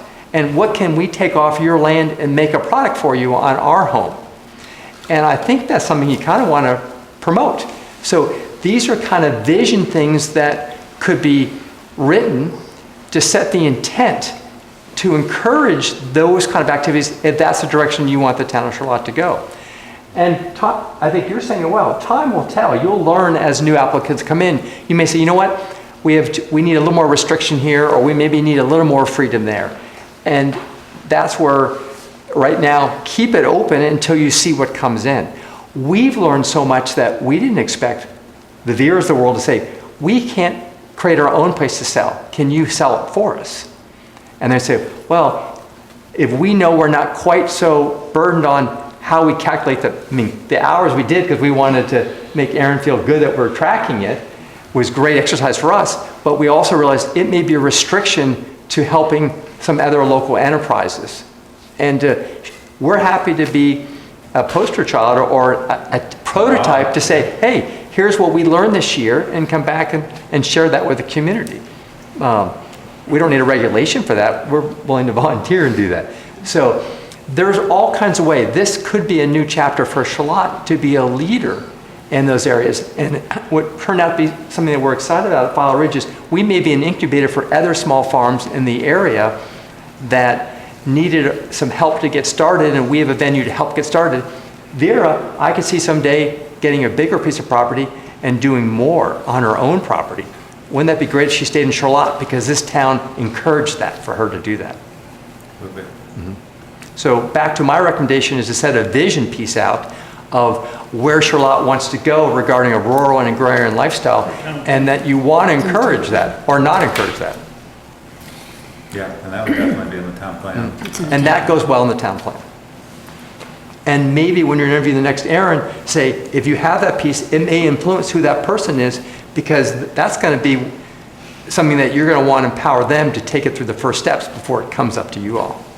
And write that in their new job description, that Aaron's job now says you are going to be it, and let them know up front, one of your jobs is to help us develop this things, if that's the goal of the town. I would say that considering agricultural businesses is certainly part of this job description, whether you're talking about your farm or anyone else's who says, hey, can I put up a silo? Can I do this? Can I do that? I mean, agriculture is a part of this community. And the town plan supports it. Yeah, I'm just more with the site plan. Yeah. Just so that the neighbors know what's going on, so that and what's going on with our performance standards. I mean, the thing is that even though you're saying it's a farm, and I know the sounds and everything and the smells on a farm aren't regulated, but when you take that sound and change it, where you go from a tractor running to music playing at an event, that's a big change. It's not just something small. When you talk about the farmer going in and out of his field several times a day to do his haying and plowing and other things, that's one thing. When you have 50 cars going in, that's another whole story. That's why I would push for the site plan review. It's basically the safety and the well-being of the neighbors. Back to having the administrator say, they're going to have an acre of pumpkins. They probably will have a harvest, an event sometime. What is your plan when that 1 week a year you're going to harvest the pumpkins? Do that. Does that have to require a formal site plan versus someone, what we're doing might be appropriate to ask a more formal site plan because it's a bigger operation. So that's where I think the site plan, do you make it across board, every site does it? Or that's the zoning administrators to say, the scale and impact you might have, this should go through a site plan review? Right, and have those thresholds. You know, another thing I remember, just as a kid anecdotally, to get to Shelburne took at least 2 cow crossings. I mean, traffic waited for cows to cross when I was a kid. And those days are long gone. We still wait behind tractors in second gear, but that was part of the traffic. You remember. I think bicycles are more of the up in front nowadays. Peter? Part of the site plan, I think, goes back to evolving, and then obviously there would be some criteria. I think that the Bread and Butter Farm, I think, is a really good example, because I used to drive by that to and from work every day, and it started off as a very small, modest thing, and then they got into the Hamburg night, and next, soon enough, the parking lots on a Friday were full. They had to have parking across the street. It's at a very dangerous point on that road, so safety becomes an issue. But I think it's all about the size of it, and us deciding in terms of, as you were saying earlier, something that starts off as a very small operation probably doesn't need site plan, but as it grows, so we would have some way to trigger such a thing when necessary. At a certain point, it would have to be a certain size. So, both the town plan amendments and land use regs originate with the planning commission drafting those.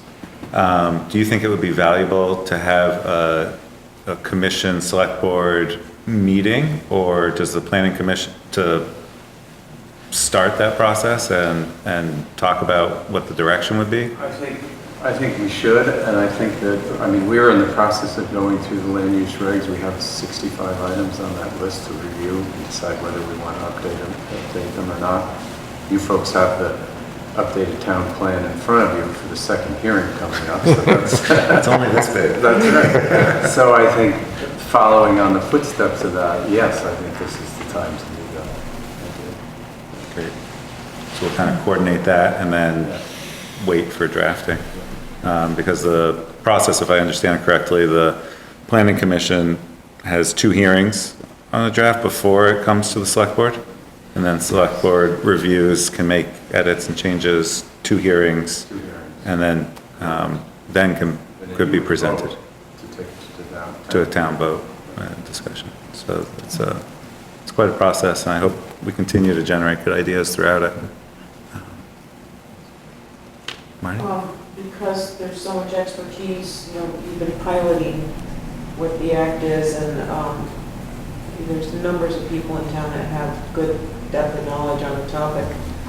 I would be very happy to have language submitted to the planning commission so we can benefit from your recommendations, like earlier than later, sooner than later, just because you want to get the language right at the beginning. And when we set up, we'll set the agenda and let everybody know. So we would hope that you folks would come to. Yeah. Just another little nitty gritty, we have all this. Nitty gritty? Oh, yeah. Am I getting that? The right to farm language that we have there, that's all sort of state derived. This is stuff that's going to be a relic of the past almost. And that's like not locally derived language, it's state derived. So I don't know if we can get some nice staff assistance to help really find those pieces in our language and make sure they're not left there as a relic. I'm thinking in particular the right to farm language, like no fair complaining about flies, no fair, all that state agency of ag language. We got to change it. I think it's just... At a state level? Yeah, I think somebody's got to tell us what to do with it. So we don't want that to hold us up in our local schedule.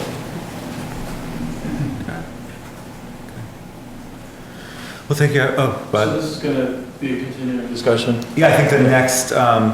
We'll put it on the agenda. We'll set up We're full the next one, but it'll be within the next probably in August. I would Yeah, say. and it would be a joint meeting of Select Board and Planning Commission, just looking at the path forward. Thank you, Aaron. And if you ever want to come back to help consult with that, we would welcome that. You're just down the road. All right, well, I'm here on Fridays for the time being to talk about building permits in front of me. So, there you go. Thanks, Aaron. Thanks.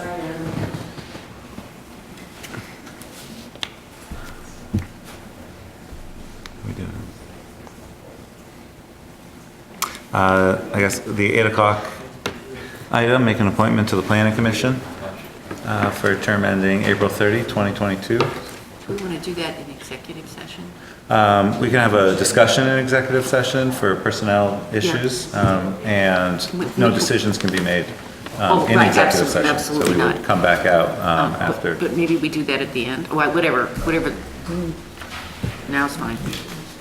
Somebody's got to eat that strawberry. Is there a motion? I'll make a motion to go into executive session to discuss appointments to the planning commission. Is there a second?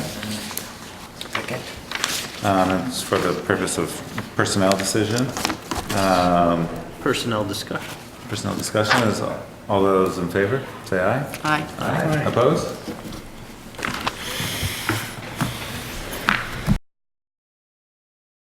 Is there a motion to come out of executive session and re-enter select board meeting? So moved. Second. All those in favor? Indicate by saying aye. Aye. Opposed? Is there a motion? I would move that James Faulkner be appointed by us to be on the planning commission. I'll second that. So in the discussion, town's really lucky. We had 2 very qualified candidates. They both interviewed very well. I think very similar philosophies with diverse experiences and a depth of experience in planning. So I think the town's really lucky in that regard. And we want to thank both candidates and looking forward to having James Faulkner on the board, on the commission. We need a vote. All those in favor indicate by saying aye. Aye. Aye. Opposed? I'm just going to abstain. I'm not stuck at a vote either way. 1 abstention.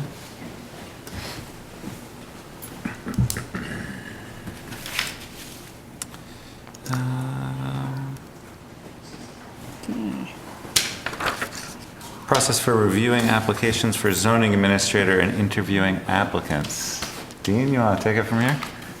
So we received 4 applications. And, I think in the past, the select board and the planning commission, because the statute indicates that the planning commission nominates, then the select board appoints. I think you've had representatives of both boards, and then because the zoning administrator has worked with the zoning board, I think you also had a representative from the zoning board. So, but, I guess being considerate when you're interviewing that you don't, it's maybe intimidating to have a 10-member panel, that may be appropriate to have representatives of boards. And then ultimately, the appointment would be by the full select board, but to have, a smaller group make a recommendation to the select board. I think in the past we had 2 select board members. I think we had, More than that. Well, more than there that. were 2 folks from the planning commission, 2 from the select board, and 1 or 2 from zoning. I think that 6 is probably, it just gets a little big, I think, beyond that. But I think, that second time around when we went through it, it worked pretty well. It's good to hear we had 4 applicants. So I can appoint, we'll pick 2 people from the planning commission, and then you would set up the interviews. Yep. Do we want to select 2 people from the select board to review the applications? Are we ultimately going to, all of us? The select board hires the end. position. So are we going to ultimately interview ourselves?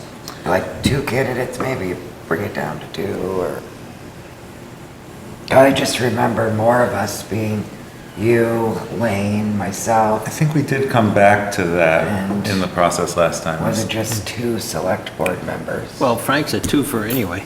Yeah. Yeah, Yeah, that's I right. was on it last time and I had Stuart. Well, I definitely Zoning would like board. to be on it because I was on it. I want to be on it.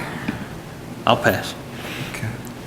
So, is there anything wrong with having 3 select board members? No, the only thing would be just to warn it as a meeting. Warn as a meeting, Yeah. but then it's in basically an executive session because Yep. it's not public. Right. Because you're gonna Personnel. interview. Yeah, interviewing personnel. And then, once it's warned, it can be as many of you as want to participate. I mean, since it's a meeting. Right, shy of the kind of limitation of the etiquette of the interview etiquette. Right, right, true. I guess that's the other The mob. limitation. And I wonder, just because there's 4 applicants, do you want to assume that you want to interview all of them, or it's, I mean, Oh, we did review applications. Committee said, this is for Aaron's job. Email them to us. I think that is true. I think there were more applicants last time, but maybe I'm wrong about that. Yeah, we interviewed probably at least 4. We interviewed and then we re-interviewed because we did it wrong the first time.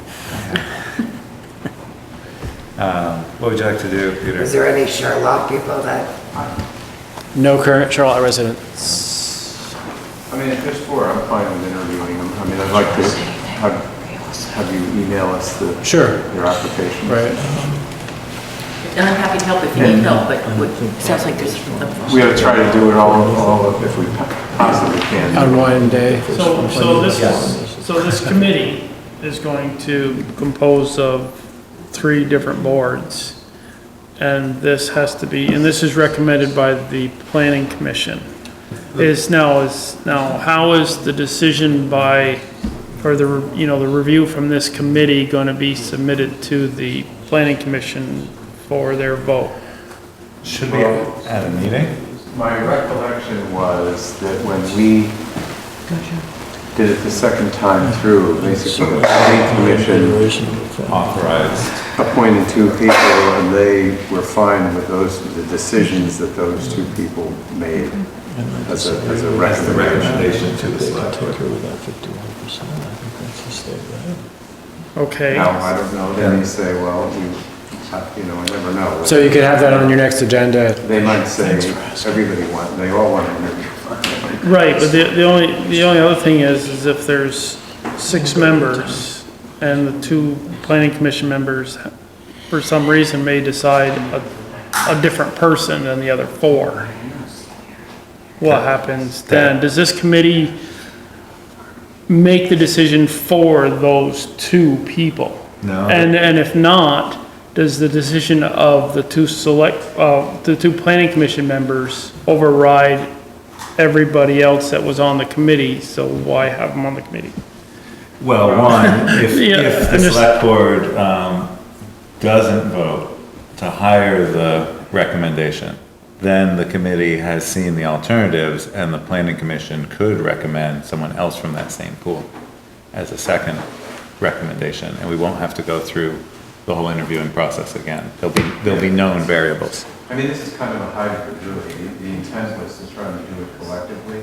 Right. Because theoretically, you could just say, well, it's the planning commission's responsibility to make the recommendation.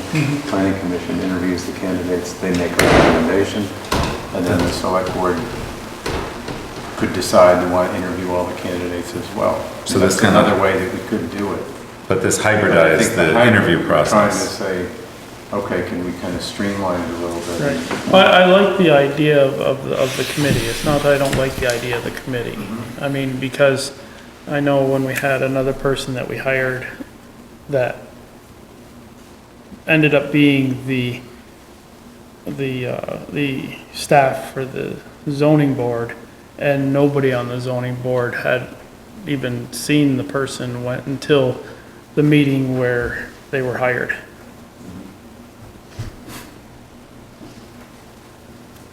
They keep you on your toes. So this is a law. So this is a much better process than what was originally done, so. So It worked last time, and I think it could get sticky if the two planning commissioners who were on the committee like one candidate A and everybody else like candidate B, but we. Hopefully it's really obvious. One great candidate, of course. So Carrie, myself, Frank would like to be on that committee. 2 from the planning commission and 2 from zoning. I guess just logistics wise, is an evening needed, or should I aim for, is a day, daytime hours possible, or? I'm available anytime after 3:30. Okay. I'm pretty open.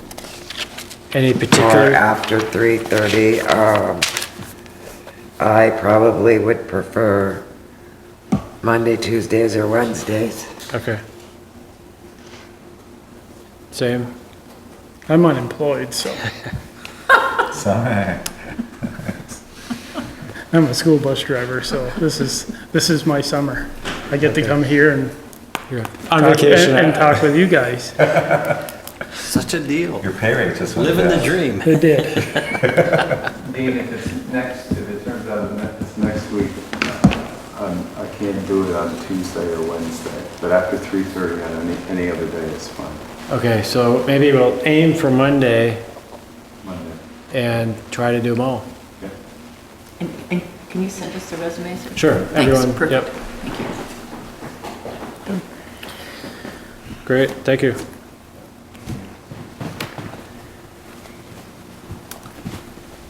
Plan site visits to the town? So you'd had discussed going to, I think, the town pound, which is up, and I was, I think, tasked with finding out if there's an access, and I didn't have a lot of time after the last meeting. I went on vacation on Wednesday, so I don't know exactly where the access is.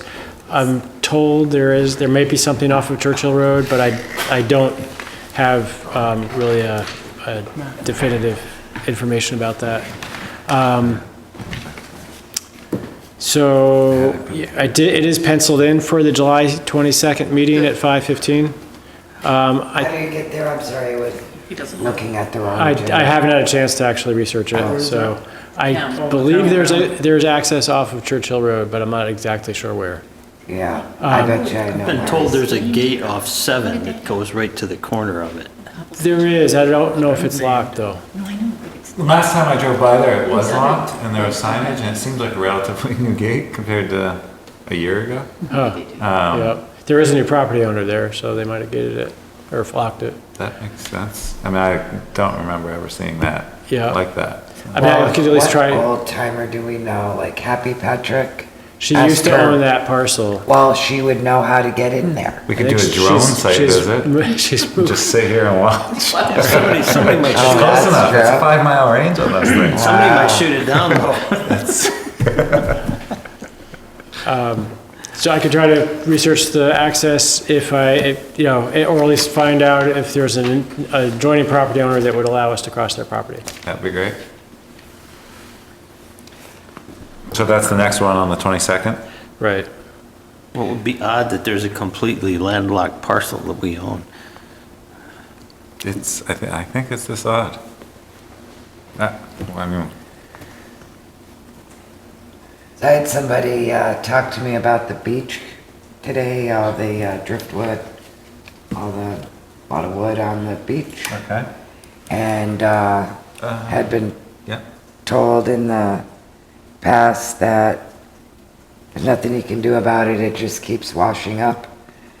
But in discussion, we were saying if 5 or 6 people showed up with chainsaws, could clear that beach pretty quickly. And maybe even throw some rocks up a little bit, just to I haven't been down in the last 2 weeks. I know the last time I was down there, I was shocked at how many trees were on the beach part.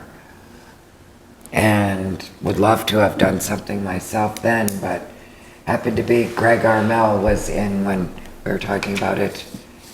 And Greg, if there was 4 other people, would be glad to bring a chainsaw and go down and... I would or something like that. Maybe touch base with Nicole on that? Yes. And just see, what her thoughts are and if she's thinking that, if it's a You problem. gotta get the material up off the beach Beach. into something.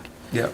But I wouldn't want to overstep. I never you know, would kinda want to her do that. I'm management just of the bringing beach. it up right now if we're going to go for town Town visits. visits or, I mean, if it's something we could do sooner than later, we should.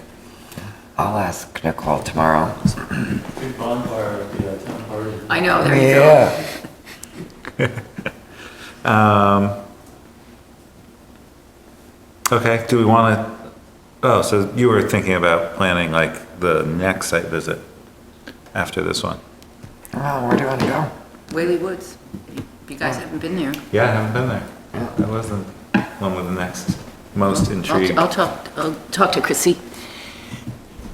I think she knows where you just have to walk across the field, I think. But just make sure that she and Brenda know we're doing that. Harvey. Like Harvey, talk to Harvey too. Make sure he knows what we're up to. So that would be August 12th? It's the second Monday in August? Yeah, we already have something on that night too, so what's our meeting? Not a site I visit. think that's the second town plan. At 7, but at 5:15, there's nothing. Or 5:30. We're open at 5:15. Yep. For site visit. Cool. So what date would that be? August? August 12th. And we can get that on the draft agenda.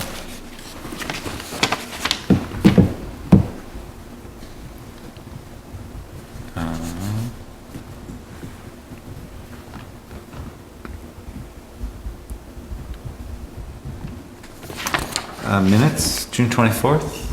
Should we review? So those are on the table. I'll give you a copy.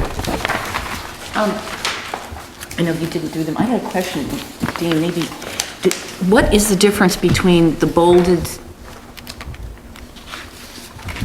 language and the not bolded language? I think the way Kath did them, the bold is part of a motion. Okay, all right. And then sometimes there's this discussion after the motion, and that's included in the bold. I see, all right.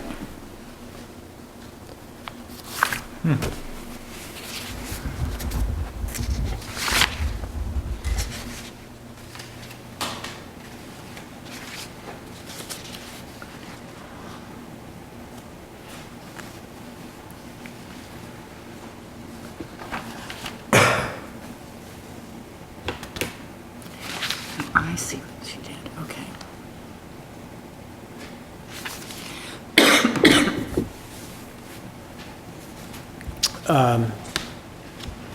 I don't know if you want to do these now, or if you want to take time to read them in between meetings and do it at the next meeting, or?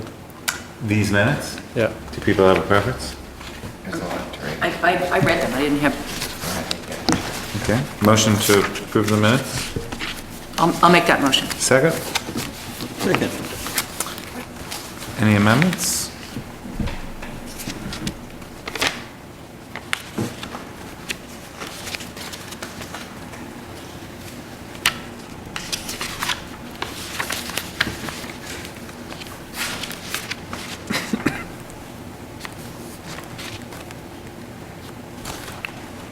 No, almost all the names are spelled right, I don't know the names.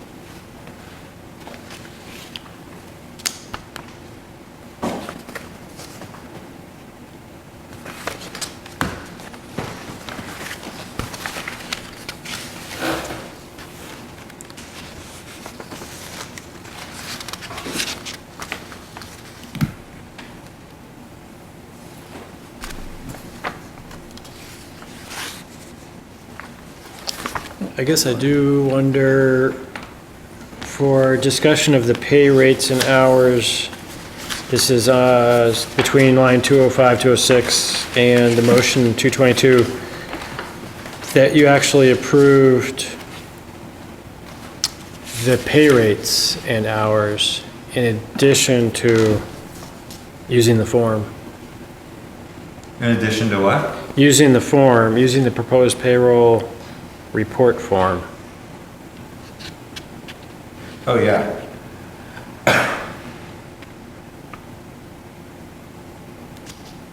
So, motion by Mr. Teggett, seconded by Mr. Krasnow, to approve pay rates and number of hours per week to be worked for all employees for FY '20, and to approve the use of the rest of it. So just inserting that language from 205 into the motion. Yeah.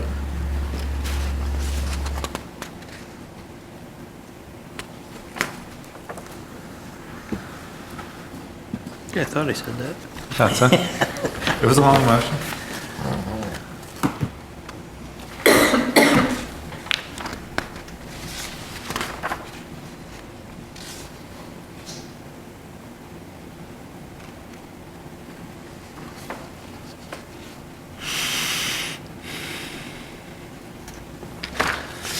Any more?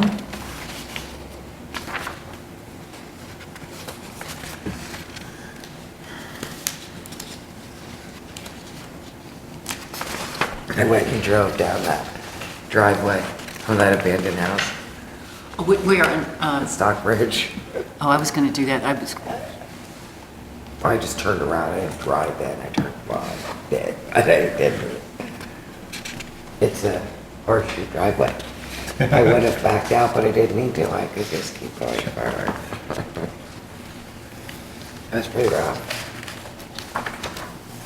Driveway. But one place I had never really been was behind, when we went tonight for that site visit. I'm amazed I've never been. Very good. Beautiful. Dean, any other edits? No, they're for. No? All those in favor of the minutes as amended?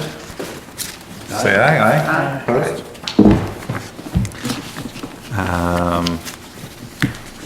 You got wastewater bids to open still? Yeah, open the bids for the wastewater, village wastewater system maintenance. So we received 3 bids. Actually, we did not receive a bid from the firm that currently provides service, which is AP. I think they intended to, but we haven't received anything from them. Who did you say it was? We've used P&G in the past. Do you know what their contract amount is? No, we don't have a contract with them. It's kind of on a it's a per hour basis or per gallon for pumping. Yeah.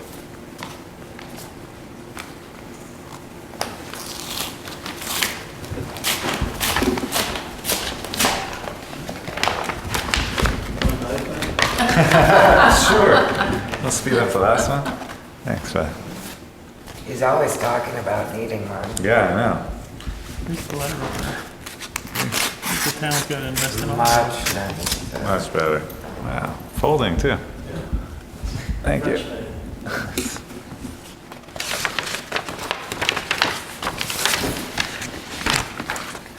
Three bids. The first bid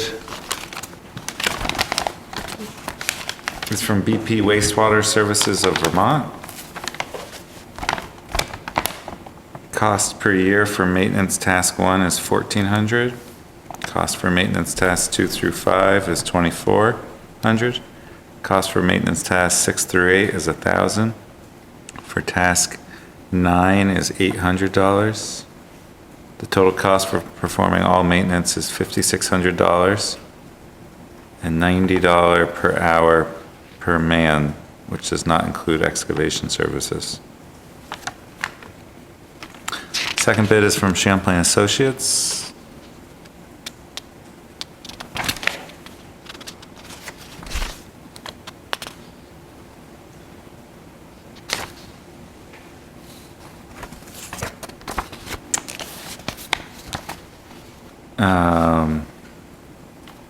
$2,100 versus $1,400. 31, 24, 1,800 versus 1,000, 6,500 versus 800.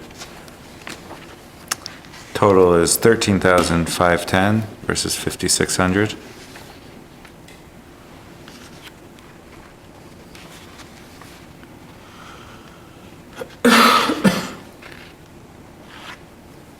And our hourly rate is $65 per hour. The third bid is from Wind River Environmental, DBA Hardigan Wastewater out of Middlesex, Vermont. Task 1 is 1,300 versus 21 and 1,400. 775 versus 31 and 2,400. 1,000 versus 1,800 and 1,000. 550 versus 6,500 and 800. Total cost $4,300 and $4,330 versus 13,510 and 5,600. So is this a time-sensitive contract? We know it's on the draft agenda for the July 22nd meeting to make a Look at select. these. Yeah.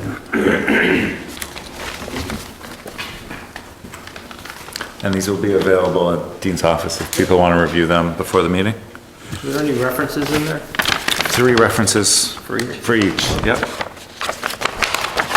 that unusual for this to come in that wildly different?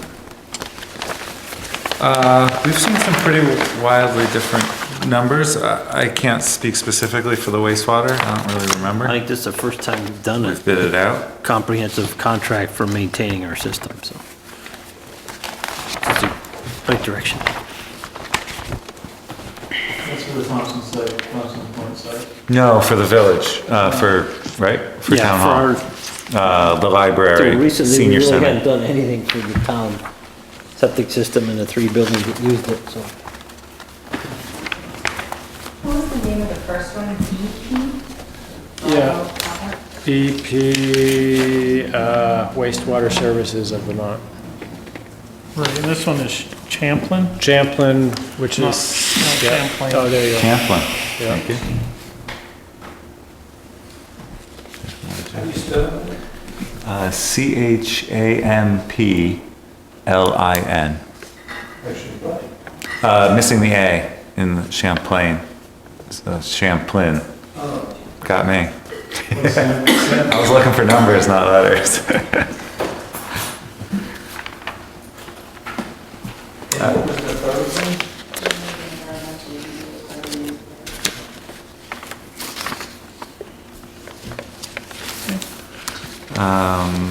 Where does that leave us? Select board updates. I have an update. The landowners of the Island Farm Road came into town hall, spoke with Christina for a while, and then she had some questions that she could not answer. She referred them to this side of town hall. Dean was out, and so Aaron tried to answer their questions and then contacted me. They left no contact information, but they have available on the town website all of our contact information if they wanted to follow up further.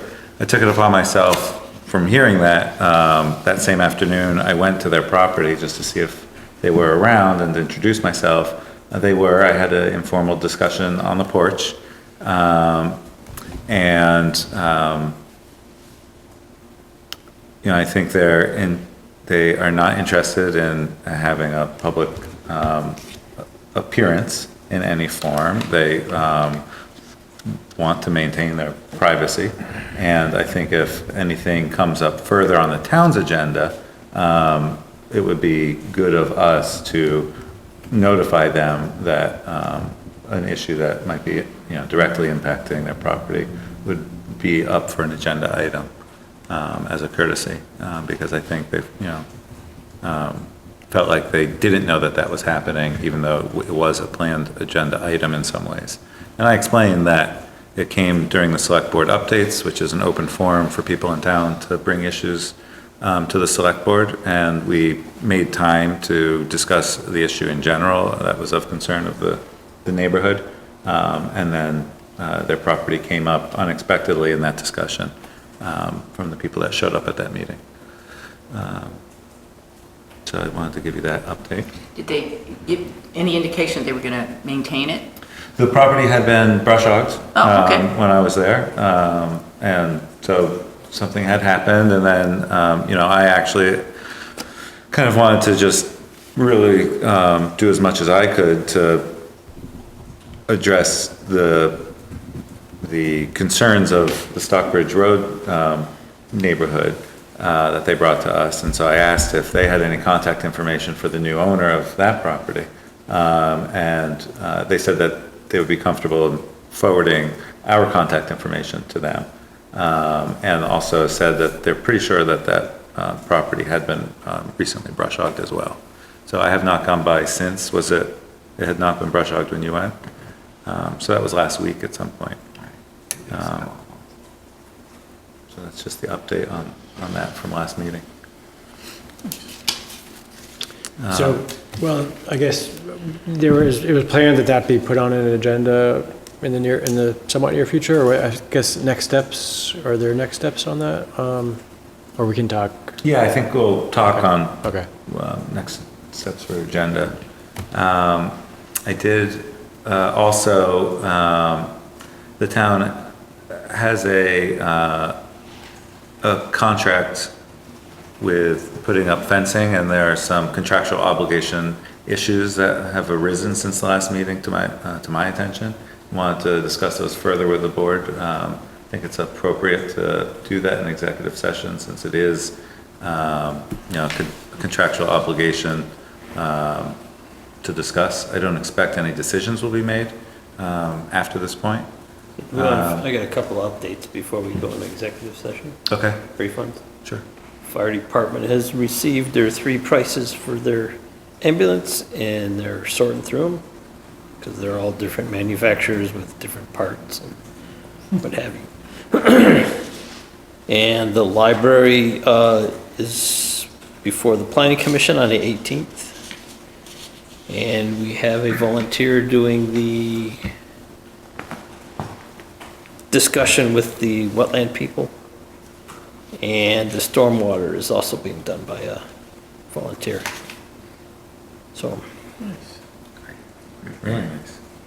That is another update. I was contacted by REARC. They drafted the final contract. I went down and signed it, so that is in force. They gave me a duplicate copy for the town's records, and that got that ball rolling. As far as select board updates that happened last week. The dead dog issue, right? I think Mike Young-Chodka was helpful. Carol was able to get the name of the driver. Oh. Because she had the license plate and contacted the driver who either said he didn't know that he'd hit the dog, but she made the contact and he was apologetic.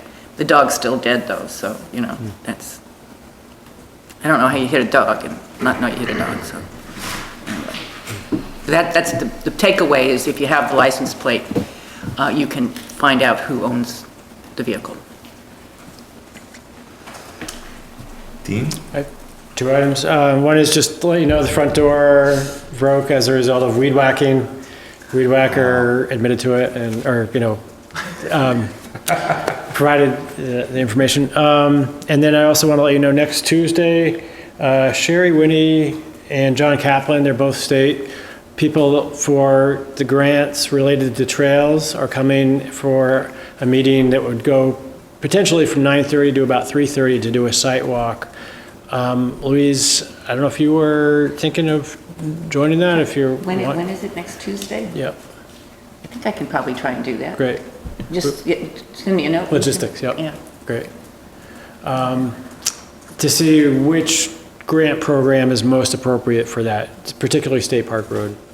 Okay.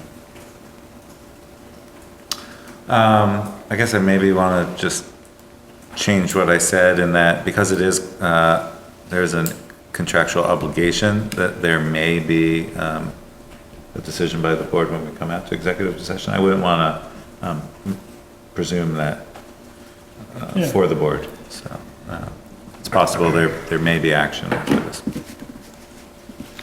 And I just wanted to know who was taking care of the east burying ground, who weed The whacked. same contractor, Adam Dasher.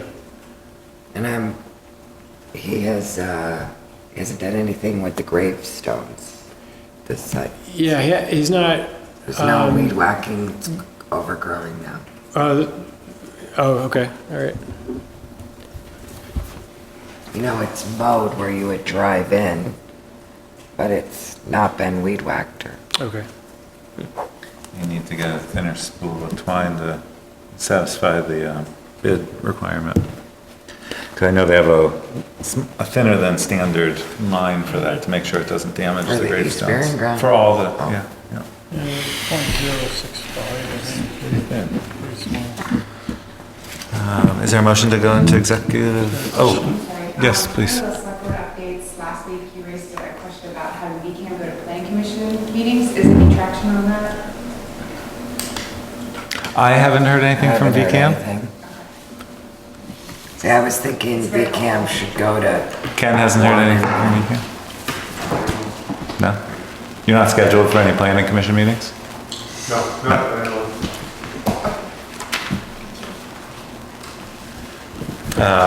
Make a motion to go into executive session? Second. All those in favor, say aye. Aye. Opposed?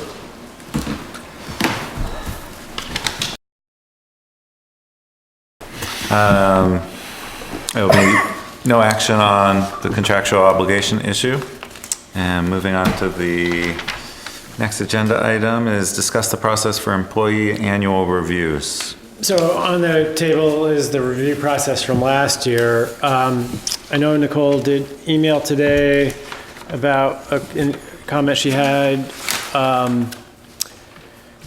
And so I didn't know whether you wanted to discuss the process at some point. Well,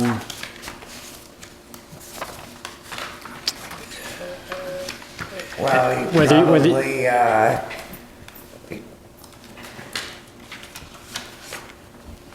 if we did that with Nicole, we'd have to look at the other ones. Right.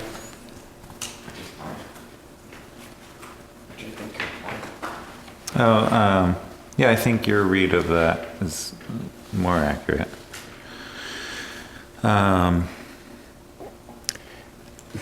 I guess there was also a question as far as there was some resistance on the part of some staff as far as going through this process. Well, I mean, my experience is that whoever's doing the evaluation, and it would be Matt for, say, Nicole. Yep. That Matt can consult with whomever he chooses to consult with about that employee's performance. But the performance review document is private. That is not a public document. I mean, that's kind of my experience. But because, and I don't mean to pick on Nicole, but she has other people that she, performs duties for. And so if Matt feels needs to talk to those people, he can talk to them. I mean, that's pretty straightforward. But I would trust and hope that whoever Matt chooses to consult would keep that private. Yeah, I mean, it's kind of legally obligated to. So. I think we would just change for the immediate supervisor, it would be for Nicole as the select board chair. Yeah.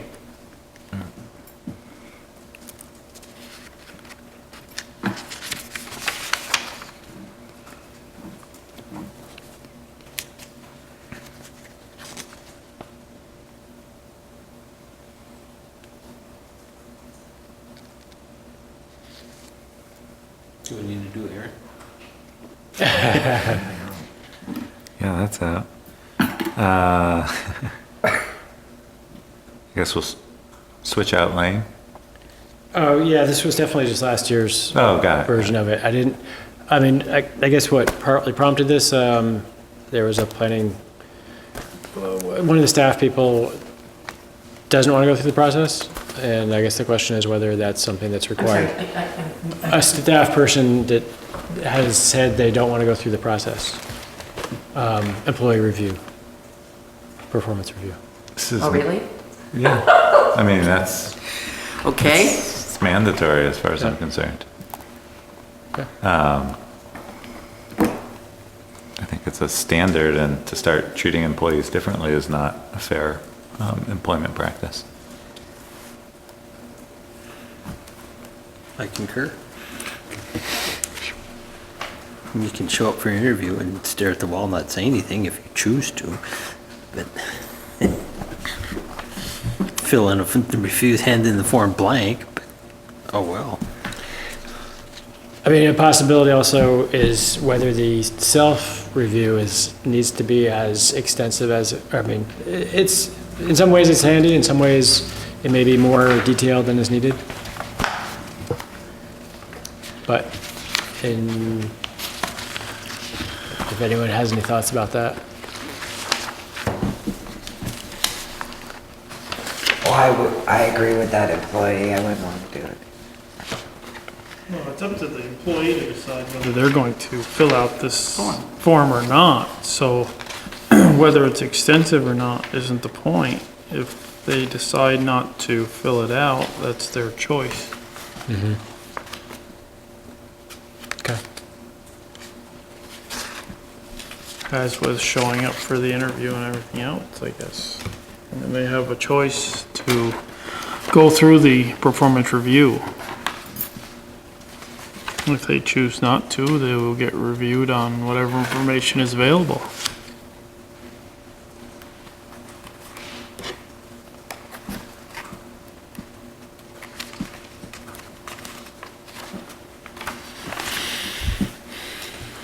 Great, so I'll revise the sheet and, Update it, yep. Dean, we also added the Charlotte Solar issue to the agenda tonight. The landscaping.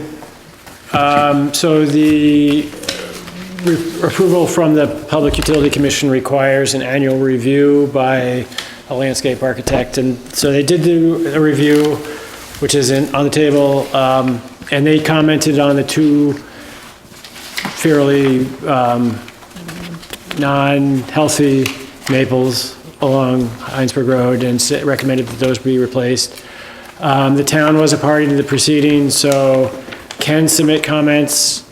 I think the Public Utility Commission takes this report seriously, so it may be sufficient to have it in the report that the trees should be replaced. There really weren't many recommendations other than that. They felt that for a while there were cows grazing on some of the other vegetation, and they've addressed that with fencing.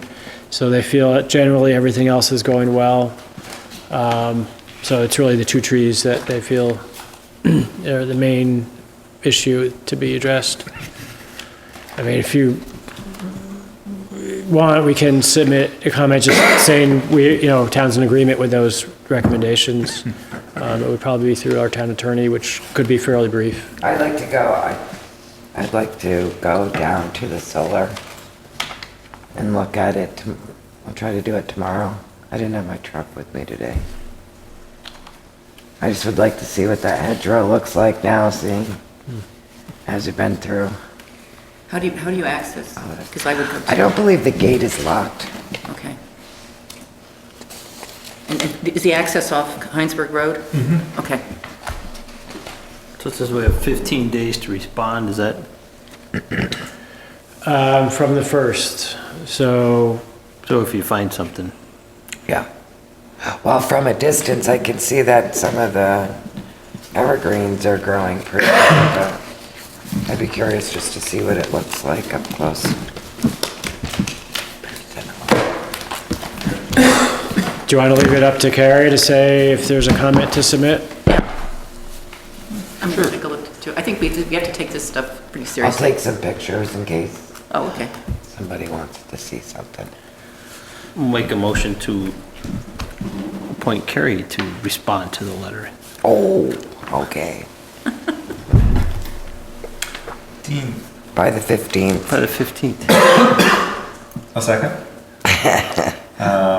In the discussion, the email from our legal counsel is dated July 1st. Right. The hand delivery date to the Public Utility Commission is dated June 21st. I want to say, I mean, based on the email from our council, he said we have 15 days. from when we received it, I believe. Is that? I don't know. We received this today, right? Well, no, we received, I mean, I technically received it when our attorney sent it to us. I don't know if I mean, I could ask. If general counsel said we have 15 days, Yeah. that's however that clock was started. Right, yeah. Well, I'll do my very best to go over it tomorrow. It's interesting. I mean, we definitely Yeah, didn't yeah. receive it on the 21st, because I was here on the 21st and we hadn't received it. So, I mean, we didn't receive it until July 1st. Right, and that, I mean, I think speaks to that we weren't party to the Right. process. Yep. So maybe the PUC sent it to our general counsel to give us the opportunity? Yeah, I'm not sure. Okay.